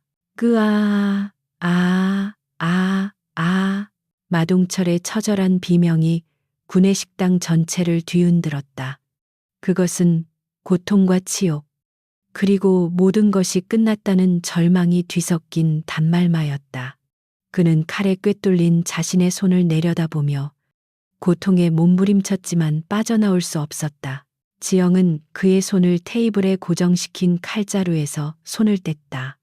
그녀는 피 한 방울 묻지 않은 자신의 손을 털었다. 정확히 58초. 마동철을 포함한 7명의 조직폭력배 전원이 완벽하게 제압되었다. 그들은 바닥을 뒹굴거나 테이블에 손이 박힌 채 고통스럽게 신음하고 있었다. 그들의 폭력과 위세는 온데간데 없었고 오직 비참함과 굴욕만이 남아 있었다. 한지영은 이 아수라장의 한가운데 섰다. 그녀의 김민서 블라우스는 약간 구겨졌지만 그녀의 얼굴에는 먼지 하나 묻어 있지 않았다. 그녀는 이 모든 참상을 차가운 눈으로 내려다보았다. 이것이 바로 법과 질서를 무시하고 약자를 짓밟은 자들의 최후였다. 사이다의 순간은 그렇게 압도적이고 완벽하게 완성되었다. 한지영이 칼자루에서 손을 떼는 순간 구내식당은 지옥 같은 정적에 휩싸였다. 58초간의 폭풍이 휩쓸고 간 자리는 처참했다. 건장했던 사내들은 이제 바닥에 쓰러진 고깃덩어리에 불과했다. 그들의 고통스러운 신음과 거친 숨소리만이 텅 빈 공간을 울렸다.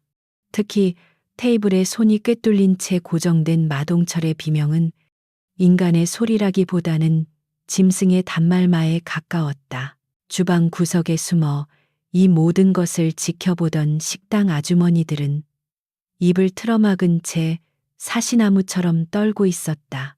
그들의 눈에는 처음에는 순수한 공포가, 그리고 뒤이어 경악이, 마지막으로는 눈앞의 광경을 도저히 이해할 수 없다는 혼란이 어렸다.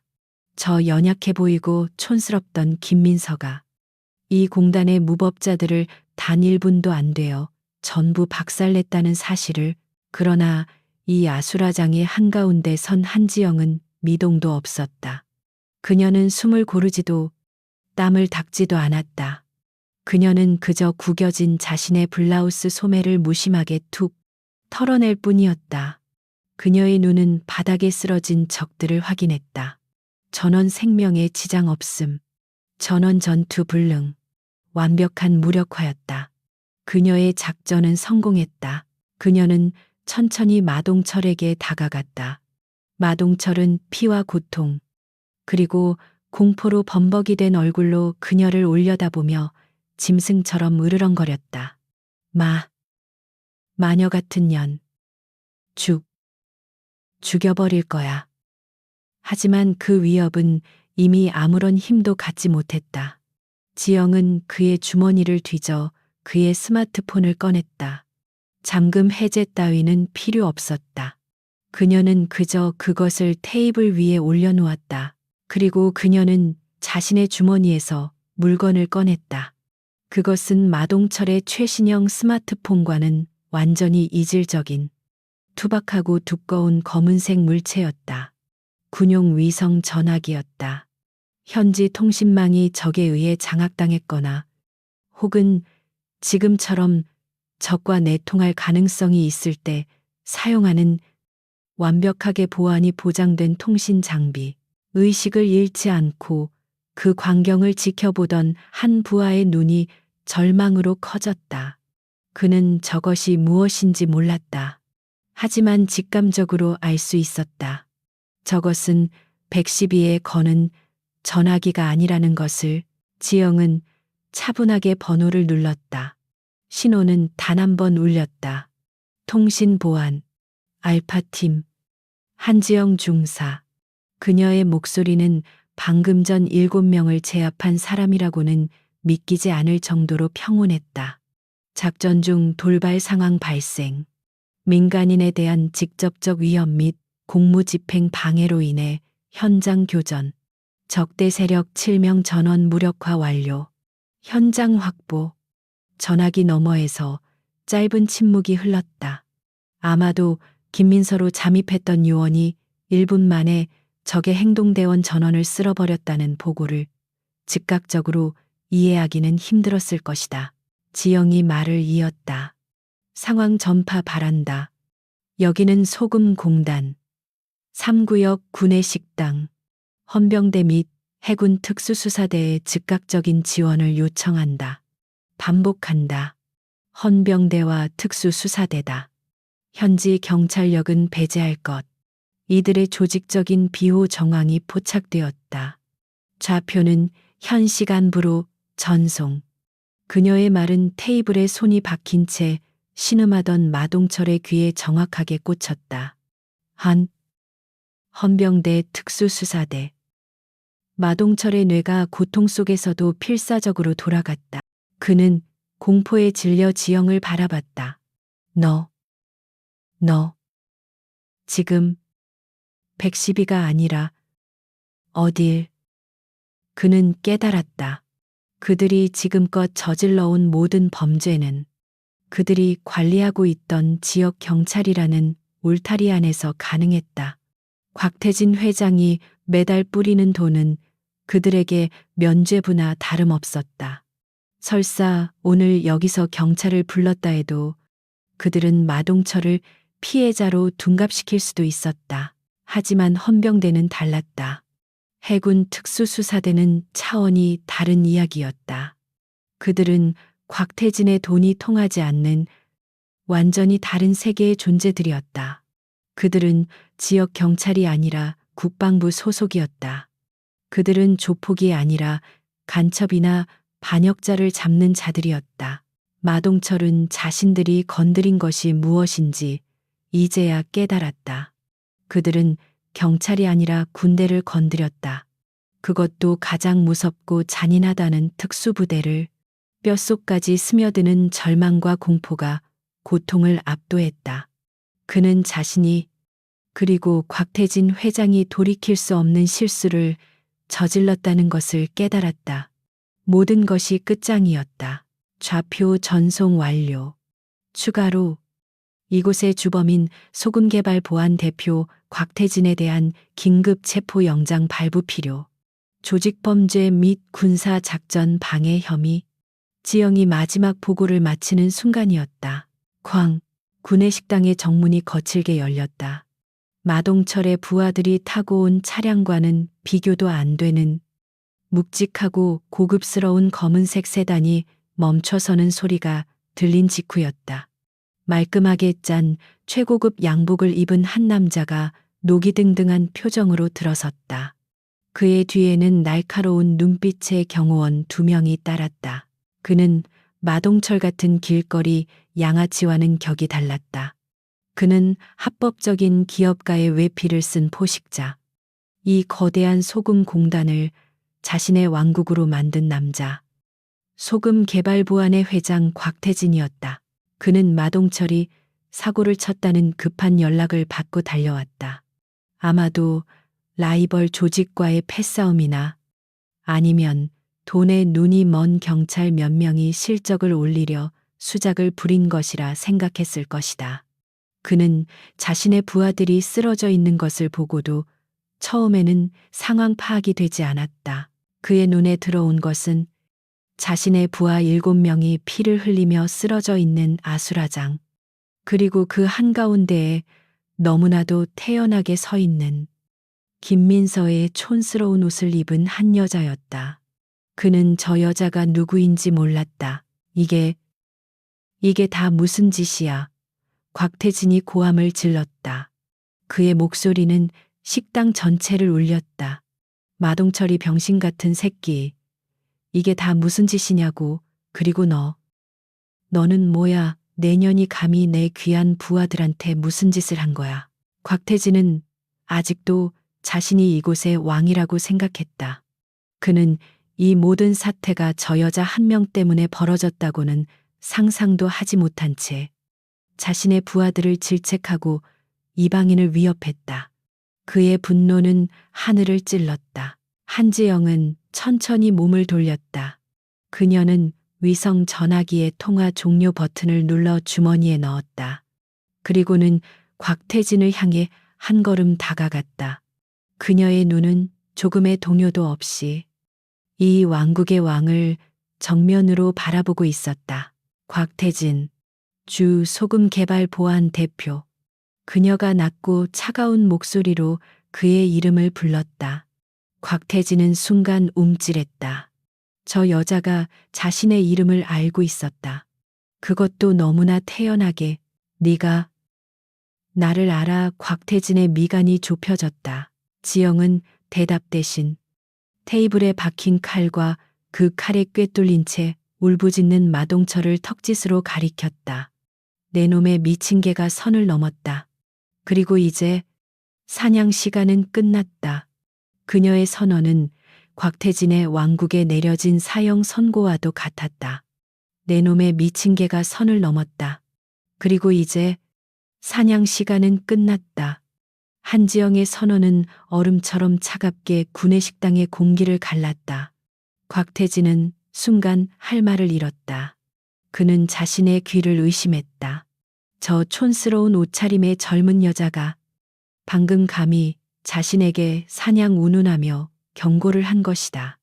이 소금 공단이라는 자신의 왕국에서 지난 10년간 단 한 번도 겪어보지 못한 일이었다. 그의 얼굴이 분노로 시뻘게 달아올랐다. 그는 마침내 이 모든 상황이 저 여자 한 명 때문에 벌어졌다는 것을 깨달았다. 하지만 그는 여전히 현실을 제대로 파악하지 못했다. 그의 눈에 비친 지영은 그저 운 좋게 싸움 좀 하는 겁없는 신생 조직의 일원 정도로 보일 뿐이었다. 내년이 감히 나한테. 내가 누군지 알아. 곽태진이 고함을 질렀다. 그의 목소리에는 이 상황에 대한 당혹감과 자신의 권위에 대한 도전이 짓밟혔다는 모욕감이 뒤섞여 있었다. 그는 자신의 뒤에 서 있던 경호원들에게 덕짓했다. 전현 당장 잡아 팔다리를 부러뜨려서라도 내 앞에 끌고 와. 날카로운 눈빛의 경호원 2명이 지체 없이 움직였다. 그들은 마동철의 부하들과는 차원이 다른 전문적으로 훈련받은 자들이었다. 그들은 군더더기 없는 움직임으로 지영의 좌우를 향해 파고들었다. 하지만 그들이 지영에게 닿기도 전에 그녀의 나지막한 목소리가 그들의 발을 멈춰 세웠다. 움직이면 공무집행방해 현행범으로 사살될 수 있다. 그 목소리에는 어떤 감정도 실려 있지 않았지만 살아있는 모든 것의 본능을 얼어붙게 만드는 절대적인 힘이 있었다. 경호원들은 자신들도 모르게 그 자리에 우뚝 멈춰섰다. 그들은 수많은 위협을 겪어봤지만 사살이라는 단어를 저렇게 아무렇지 않게 내뱉는 여자는 처음 보았다. 그녀의 눈빛에서 그것이 단순한 허세가 아님을 직감했다. 곽태진은 자신의 경호원들이 멈춰선 것에 더욱 격분했다. 뭐 하는 거야? 이 병신들아, 전현 말에 쫄았어. 그냥 계집애 하나를 그는 직접 나서려는 듯 양복 상의를 벗어던지려 했다. 그러나 지영은 그에게 단 한 걸음도 허락하지 않았다. 그녀는 곽태진을 향해 천천히 걸어가며 그의 죄목을 하나씩 읊기 시작했다. 곽태진, 본명 곽두칠, 나이 52세, 전직 칠성파 행동대원, 현재 주식회사 소금개발보안 대표이사. 그녀의 목소리는 판사가 판결문을 읽듯 건조하고 정확했다. 곽태진은 자신의 과거 신상까지 꿰고 있는 그녀의 말에 얼굴이 굳어졌다. 너, 뭐야, 어떻게 내? 지영은 그의 말을 무시하고 계속했다. 지난 6개월간 대한민국 해군정보사령부는 당신과 당신의 범죄 조직을 주시해왔다. 이 한마디에 곽태진의 눈이 크게 흔들렸다. 6개월 해군 정보사령부, 그의 머릿속이 복잡하게 얽히기 시작했다. 이것은 단순한 조폭 싸움이나 경찰의 함정 수사가 아니었다. 혐의, 첫째, 소금공단 내 178개 업체를 대상으로 한 상습적인 금품 갈취 및 업무 방해. 지영은 한 걸음 더 다가섰다. 그녀의 발걸음 소리는 마치 곽태진의 심장을 옥죄는 망치 소리처럼 울렸다. 곽태진은 자신도 모르게 뒷걸음질 쳤다. 둘째, 불법적으로 취득한 자금을 유령 회사를 통해 세탁하고 그 자금의 일부를 정관계, 로비 자금으로 사용한 혐의. 지영의 말에 곽태진의 얼굴에서 핏기가 사라졌다. 그것은 그의 조직 내에서도 극소수만 아는 비밀이었다. 저 여자는 대체 어디까지 알고 있는 것인가? 셋째, 상납을 거부하는 업체 대표들에 대한 상습적인 폭행 및 재물 손괴 교사. 지영의 시선이 바닥에 쓰러진 마동철 일당을 향했다. 그리고 오늘 내 놈의 부하들은 그 범죄 현장을 목격한 민간인을 위협하고 공무를 수행 중인 현역 군인을 공격했다. 마지막 말이 떨어지는 순간 곽태진은 모든 것을 깨달았다. 군인, 저 여자는 경찰이 아니었다. 조폭도 아니었다. 그녀는 국가 그 자체였다. 자신들이 지금까지 상대해온 부패한 경찰이나 정치인과는 차원이 다른 존재. 돈으로 회유할 수도, 협박으로 물러서게 할 수도 없는 자신들의 범죄 왕국을 뿌리째 뽑아버리기 위해 온 저승사자였다. 말도 안 돼. 이건 함정이야. 내년이 꿈인 짓이야. 곽태진은 현실을 부정하며 발악했다. 그는 자신의 권력과 돈이면 무엇이든 해결할 수 있다고 믿어왔다. 하지만 지금 그의 앞에는 그 모든 것이 통하지 않는 거대한 벽이 서 있었다. 지영은 그의 눈앞에 멈춰섰다. 그녀의 작은 체구는 곽태진의 거구에 비하면 초라했지만 지금 두 사람 사이의 힘의 균형은 완전히 역전되어 있었다. 함정 아니다. 지영이 차갑게 말했다. 이것은 심판이다. 내가 이곳에 김민서라는 이름으로 들어온 것은 내 놈과 내 놈에게 뇌물을 받은 부패한 공무원들의 연결고리를 찾아내기 위함이었다. 그녀는 말을 이었다. 원래 계획대로라면 나는 조용히 증거만 수집하고 사라졌을 것이다. 하지만 내 놈의 미친 개가 날뛰면서 모든 것을 망쳐놓았다. 덕분에 계획이 조금 앞당겨졌을 뿐 고맙다고 해야 하나. 그녀의 입가에 희미한 냉소가 스쳤다. 곽태진의 뇌는 이제 공포로 마비되었다. 모든 퍼즐 조각이 맞춰졌다. 어수룩했던 신입 격리 직원. 그녀는 처음부터 목적을 가지고 자신에게 접근했던 것이다.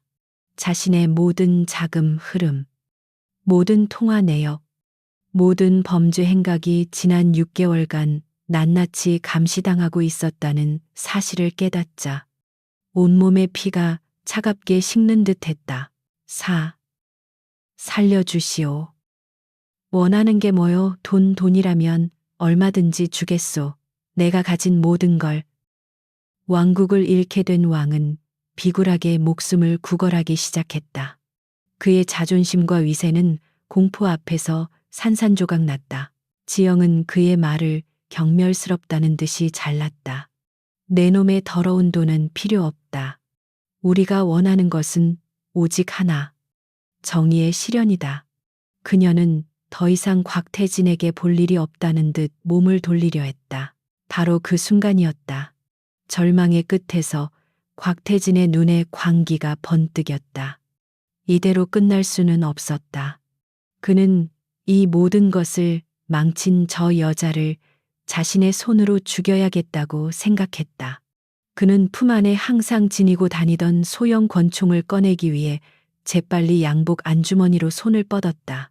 하지만 그의 손이 총에 닿기도 전에 지영의 손이 번개처럼 그의 손목을 낚아챘다. 우드득 뼈가 으스러지는 끔찍한 소리와 함께 곽태진의 입에서 비명이 터져나왔다. 지영은 그의 손목을 꺾어버린 것이다. 마지막 기회마저 네 스스로 차버렸군. 지영은 곽태진의 꺾인 손목을 놓지 않은 채 그의 멱살을 잡고 테이블 쪽으로 끌고 갔다. 마동철이 고통에 울부짖고 있는 바로 그 옆 테이블이었다. 끄아악 나이. 이 미친년아. 곽태진이 발버둥 쳤지만 지영의 소나기는 강철 클램프처럼 그를 놓아주지 않았다. 그녀는 곽태진의 얼굴을 테이블 위에 쳐박았다. 그리고 테이블에 박혀있던 칼에 꿰뚫린 마동철의 손을 보았다. 내 놈의 왕국은 이렇게 끝나는 거다. 지영은 마동철의 손을 고정하고 있던 칼자루를 뽑아들었다. 피가 뚝뚝 떨어지는 칼날이 곽태진의 눈앞에서 섬뜩하게 빛났다. 공포에 질린 곽태진은 미친 사람처럼 고개를 저으며 애원했다. 안 돼. 안 돼. 제발. 지영은 칼을 든 채 그를 내려다보았다. 그녀의 눈에는 일말의 동정심도 없었다. 그러나 그녀가 칼을 내리치려던 순간 식당 밖에서 수많은 차량이 멈춰서는 날카로운 소음과 함께 군화소리가 지축을 울리며 다가왔다. 곽태진은 본능적으로 그 소리를 들었다. 그는 이것이 마지막 기회라고 생각했다. 그는 남은 힘을 다해 지영을 밀치고 식당의 뒷문을 향해 미친 듯이 달리기 시작했다.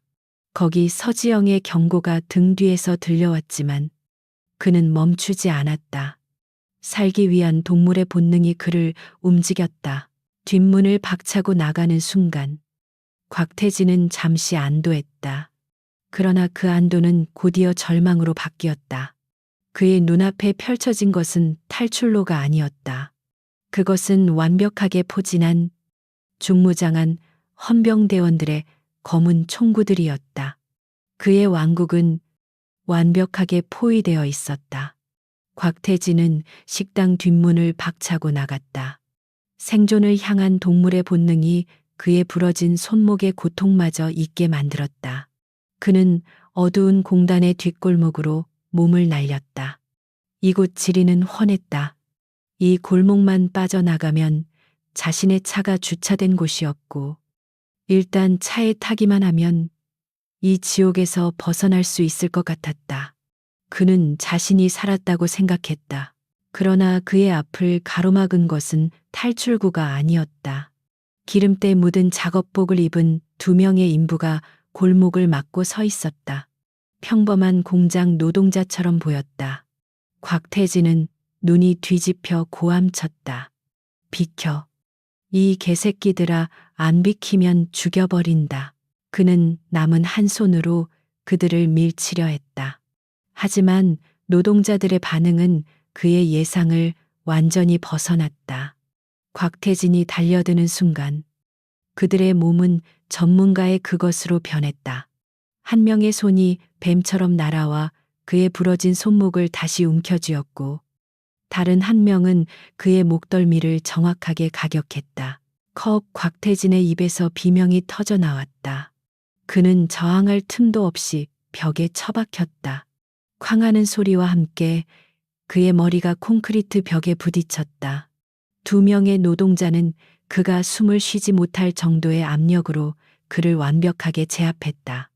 그들은 지영이 잠입하기 전부터 공단의 위장 잠입해 있던 UDT 백업 요원, 하상사와 박하사였다. 타깃 확보.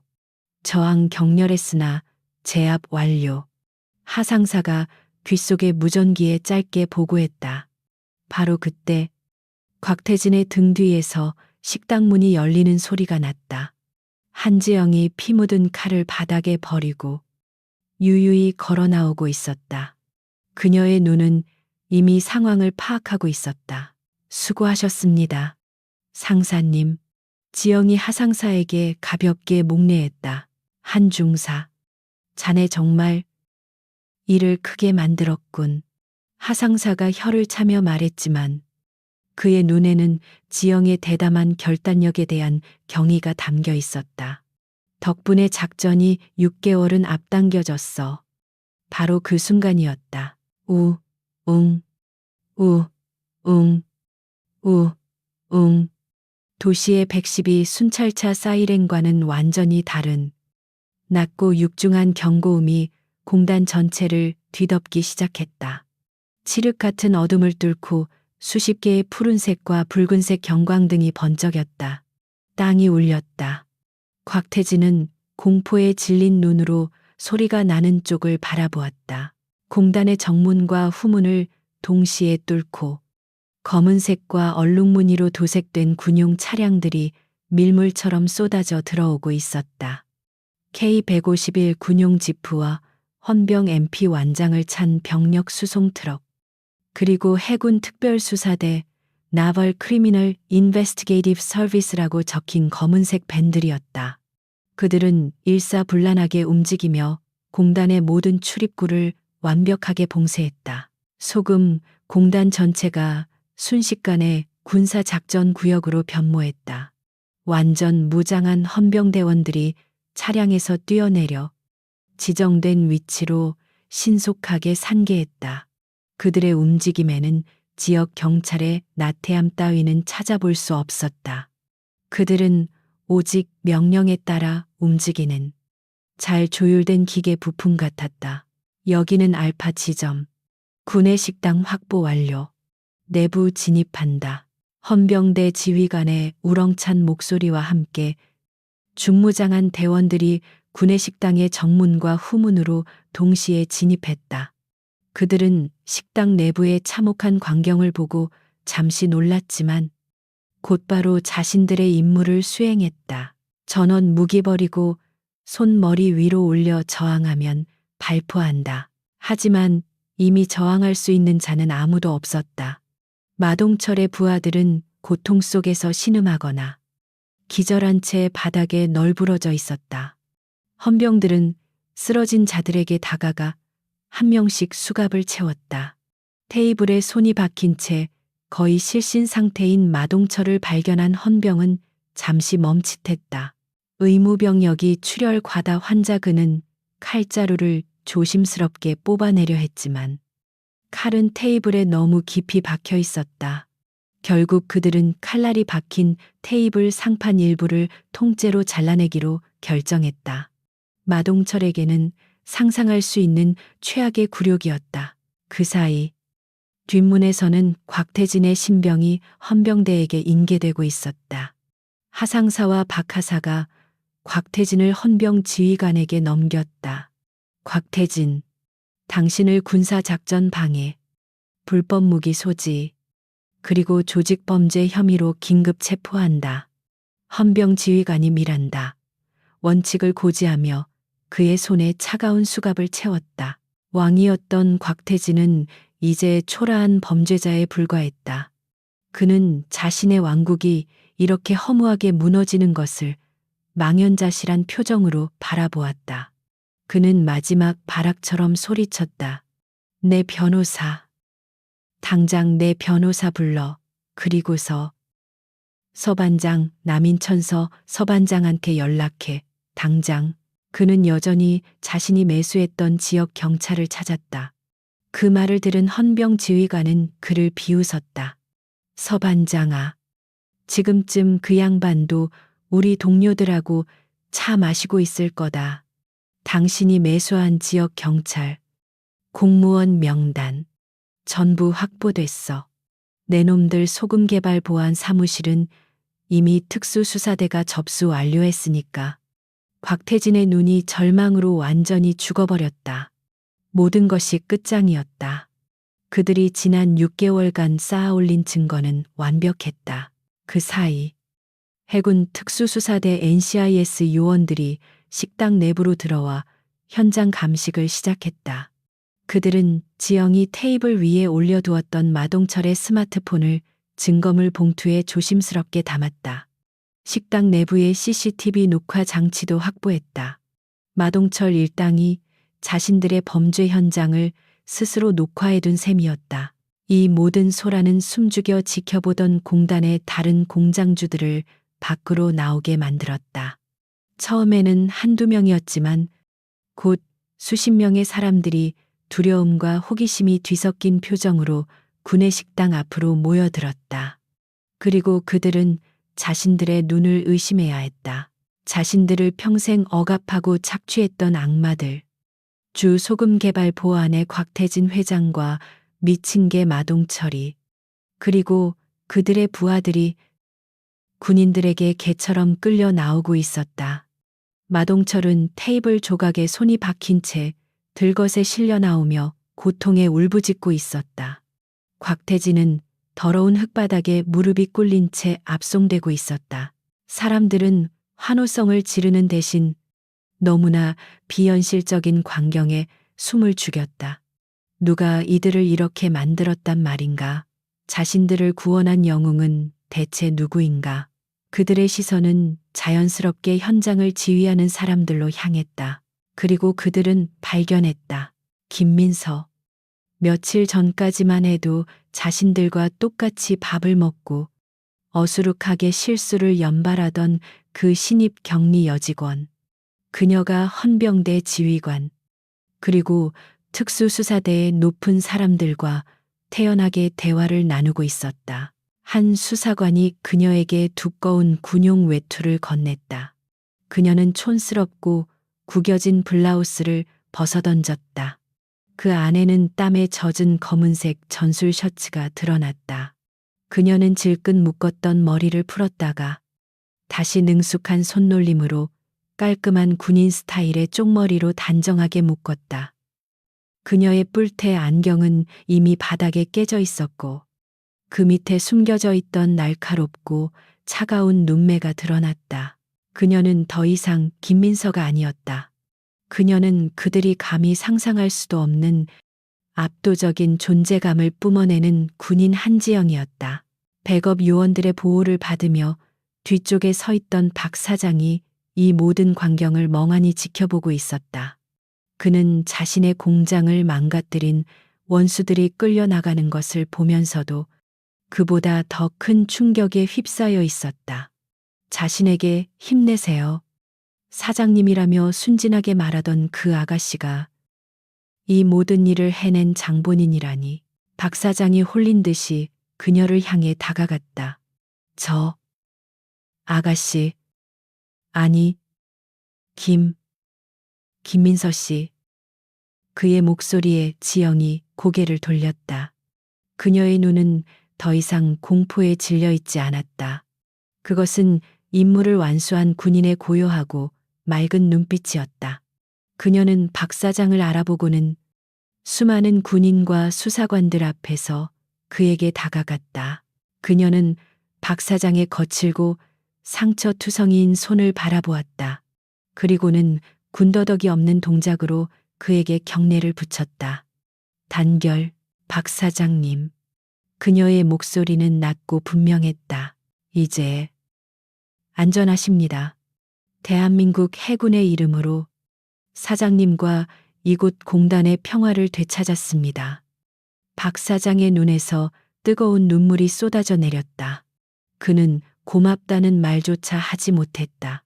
그는 그저 고개를 숙인 채 자신들의 절망적인 삶의 한 줄기 빛처럼 나타난 그녀의 모습을 바라보며 하염없이 울었다.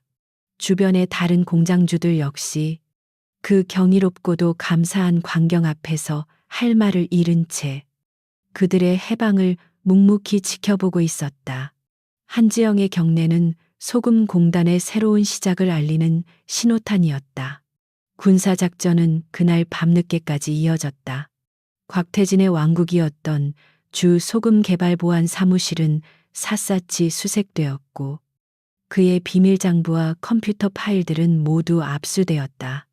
그 안에는 지난 10년간 그가 저질러온 모든 범죄의 기록과 그와 결탁했던 부패한 공무원들의 명단이 고스란히 담겨 있었다. 다음 날 새벽, 소금공단에 새로운 태양이 떠올랐을 때 공단의 풍경은 어제와는 완전히 달라져 있었다. 공기를 짓누르던 공포와 절망의 그림자는 걷히고 그 자리에는 어색하지만 분명한 희망의 기운이 감돌았다.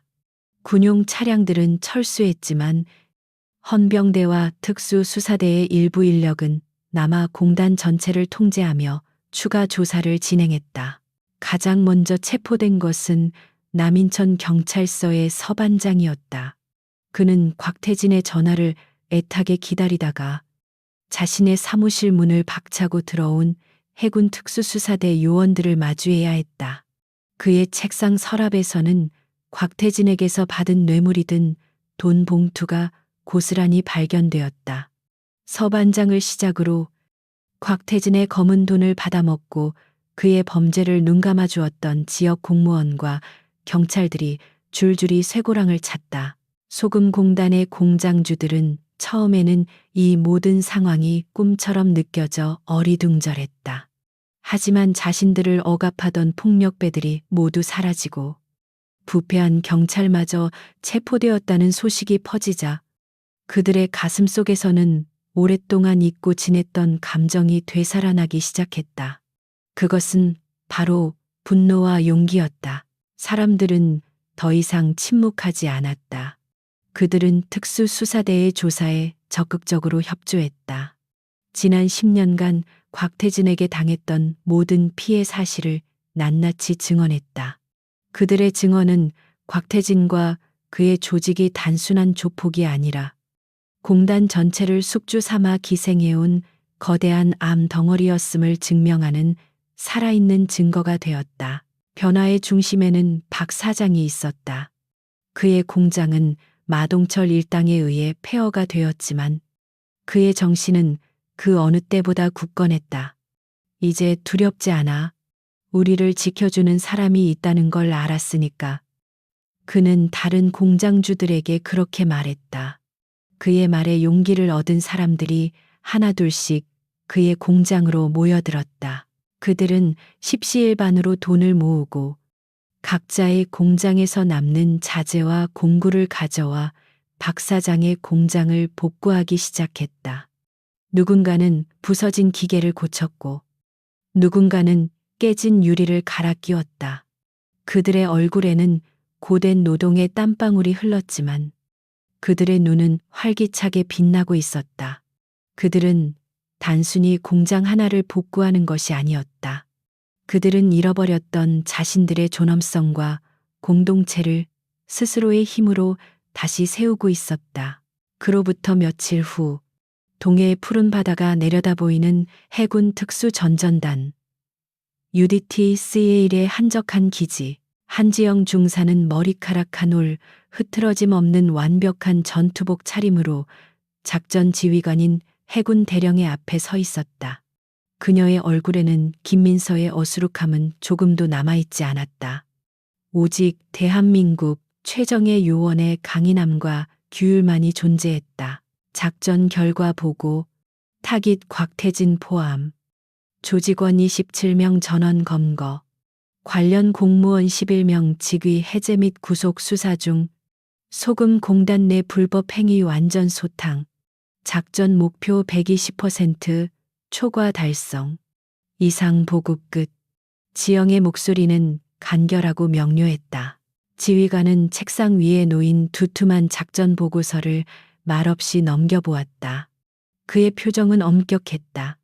그는 보고서의 마지막 장을 덮고 안경 너머의 날카로운 눈으로 지영을 응시했다. 한 중사. 보고서 잘 봤다. 결과는 훌륭해. 우리 군의 명예를 드높였고 국민의 생명과 재산을 지켰다. 칭찬받아 마땅해. 그의 목소리는 낮고 묵직했다. 하지만 지휘관은 자리에서 일어나 창가로 걸어갔다. 그는 바다를 보며 말을 이었다. 자네는 명령을 어겼어. 현장에서 독단적으로 판단하고 계획에도 없던 교전을 벌였지. 그 과정에서 자네의 정체가 노출되었고 자칫하면 작전 전체가 실패로 돌아갈 수도 있었어. 군인에게 명령 불복종은 가장 큰 죄다. 알고 있나? 알고 있습니다. 지영은 조금의 동요도 없이 대답했다. 모든 책임은 현장 지휘관이었던 저에게 있습니다. 어떠한 처벌도 달게 받겠습니다. 지휘관은 천천히 몸을 돌려 그녀를 바라보았다. 그의 얼굴에 딱딱한 미소가 걸렸다. 책임 그래. 책임을 져야지. 자네의 그 독단적인 판단 덕분에 우리는 6개월은 더 걸렸을 작전을 단 2주 만에 끝냈고 아무런 인명 피해 없이 괴멸 직전에 민간인을 구해냈으며 예상보다 훨씬 더 많은 부패 세력을 척결했다. 이 책임 어떻게 질 텐가? 지영이 대답하지 못하고 그를 바라보았다. 한지영 중사. 지휘관이 그녀의 이름을 불렀다. 자네는 군인으로서의 본분을 잊지 않았다. 책상 위 지도보다 현장에 살아있는 사람을 먼저 생각했어. 그것이 때로는 위험할 수 있지만 그것이야말로 우리 UDT가 추구하는 진정한 불가능을 가능하게 하는 정신이다. 그는 자신의 책상으로 돌아와 서랍에서 작은 상자 하나를 꺼냈다. 그리고 지영의 앞에 섰다. 자네의 명령 불복종에 대한 처벌이다. 그는 상자를 열었다. 그 안에는 대한민국 군인에게 주어지는 최고의 영예 중 하나인 충무무 고문장이 금빛으로 빛나고 있었다. 지휘관은 직접 훈장을 그녀의 가슴에 달아주었다. 자랑스럽다. 한 중사. 자네는 해군의 자랑이자 국민의 영웅이다. 지영은 말없이 고개를 숙였다. 그녀의 눈시울이 뜨거워졌지만 그녀는 울지 않았다. 그 순간 사무실 문이 열리고 하상사를 비롯한 팀원들이 들어왔다. 그들은 약속이라도 한 듯 그녀를 향해 일제히 거수경례를 붙였다. 단결. 그들의 눈에는 존경과 신뢰가 가득 담겨 있었다. 그날 저녁 지영은 홀로 기지의 방파제에 섰다. 붉은 노을이 수평선 너머로 지고 있었다. 그녀의 가슴에는 낮에 받은 훈장이 무겁게 달려 있었다. 그녀는 소금 공단에서의 시간들을 떠올렸다. 박 사장의 절망적인 얼굴, 곽태진의 오만한 눈빛, 그리고 마침내 되찾은 사람들의 웃음소리. 그녀는 깨달았다. 진정한 힘은 상대를 파괴하는 폭력에서 나오는 것이 아니라는 것을. 그것은 약자를 보호하려는 굳은 의지. 어떠한 위협 앞에서도 물러서지 않는 용기. 그리고 자신을 완벽하게 통제하는 냉철한 규율에서 나온다는 것을. 미친 게 마동철은 강한 것이 아니었다. 그는 그저 시끄럽고 난폭했을 뿐이다. 진짜 강한 것은 평생을 성실하게 살아온 박 사장의 거친 손, 그리고 그를 지키기 위해 기꺼이 위험에 뛰어든 자신과 동료들의 보이지 않는 헌신이었다. 이번 전투는 끝났다. 하지만 세상에는 여전히 수많은 소금 공단이 있고 그곳에서 신음하는 박 사장들이 있을 것이다. 그녀의 싸움은 끝나지 않았다. 그녀는 주먹을 꽉 쥐었다.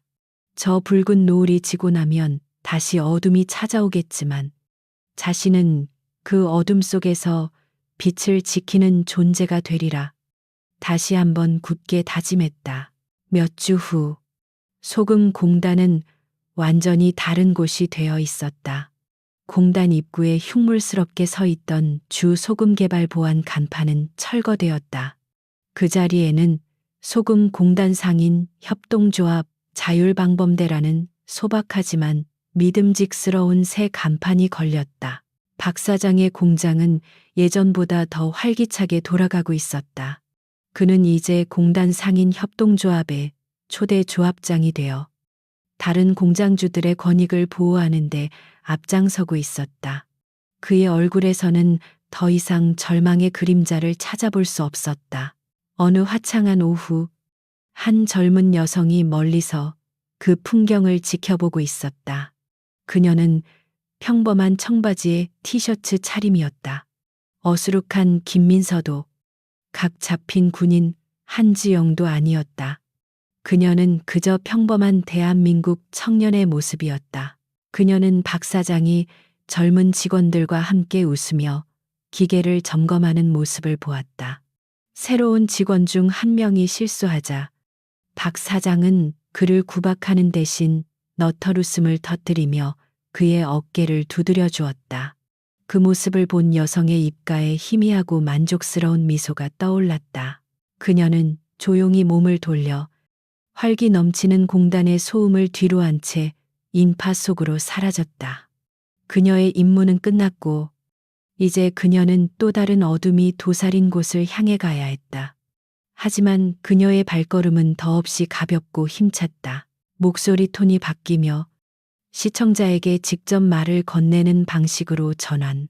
오늘 이야기가 여러분께 사이다 같은 시원함을 선사했나요? 조직폭력배들을 통쾌하게 심판한 한지영 중사의 진짜 힘. 정말 놀랍지 않습니까? 겉모습만 보고 절대 다른 사람을 판단해서는 안 됩니다. 우리 주변에 가장 평범해 보이는 사람 안에 가장 위대한 영웅이 숨어 있을지도 모릅니다. 이 통쾌한 응징 이야기가 마음에 드셨다면 좋아요와 구독을 눌러 저희 채널을 응원해 주시고 더 많은 이야기를 만나보세요. UDT 여군의 심판에 대해 여러분은 어떻게 생각하시나요? 여러분의 생각을 댓글로 알려주세요.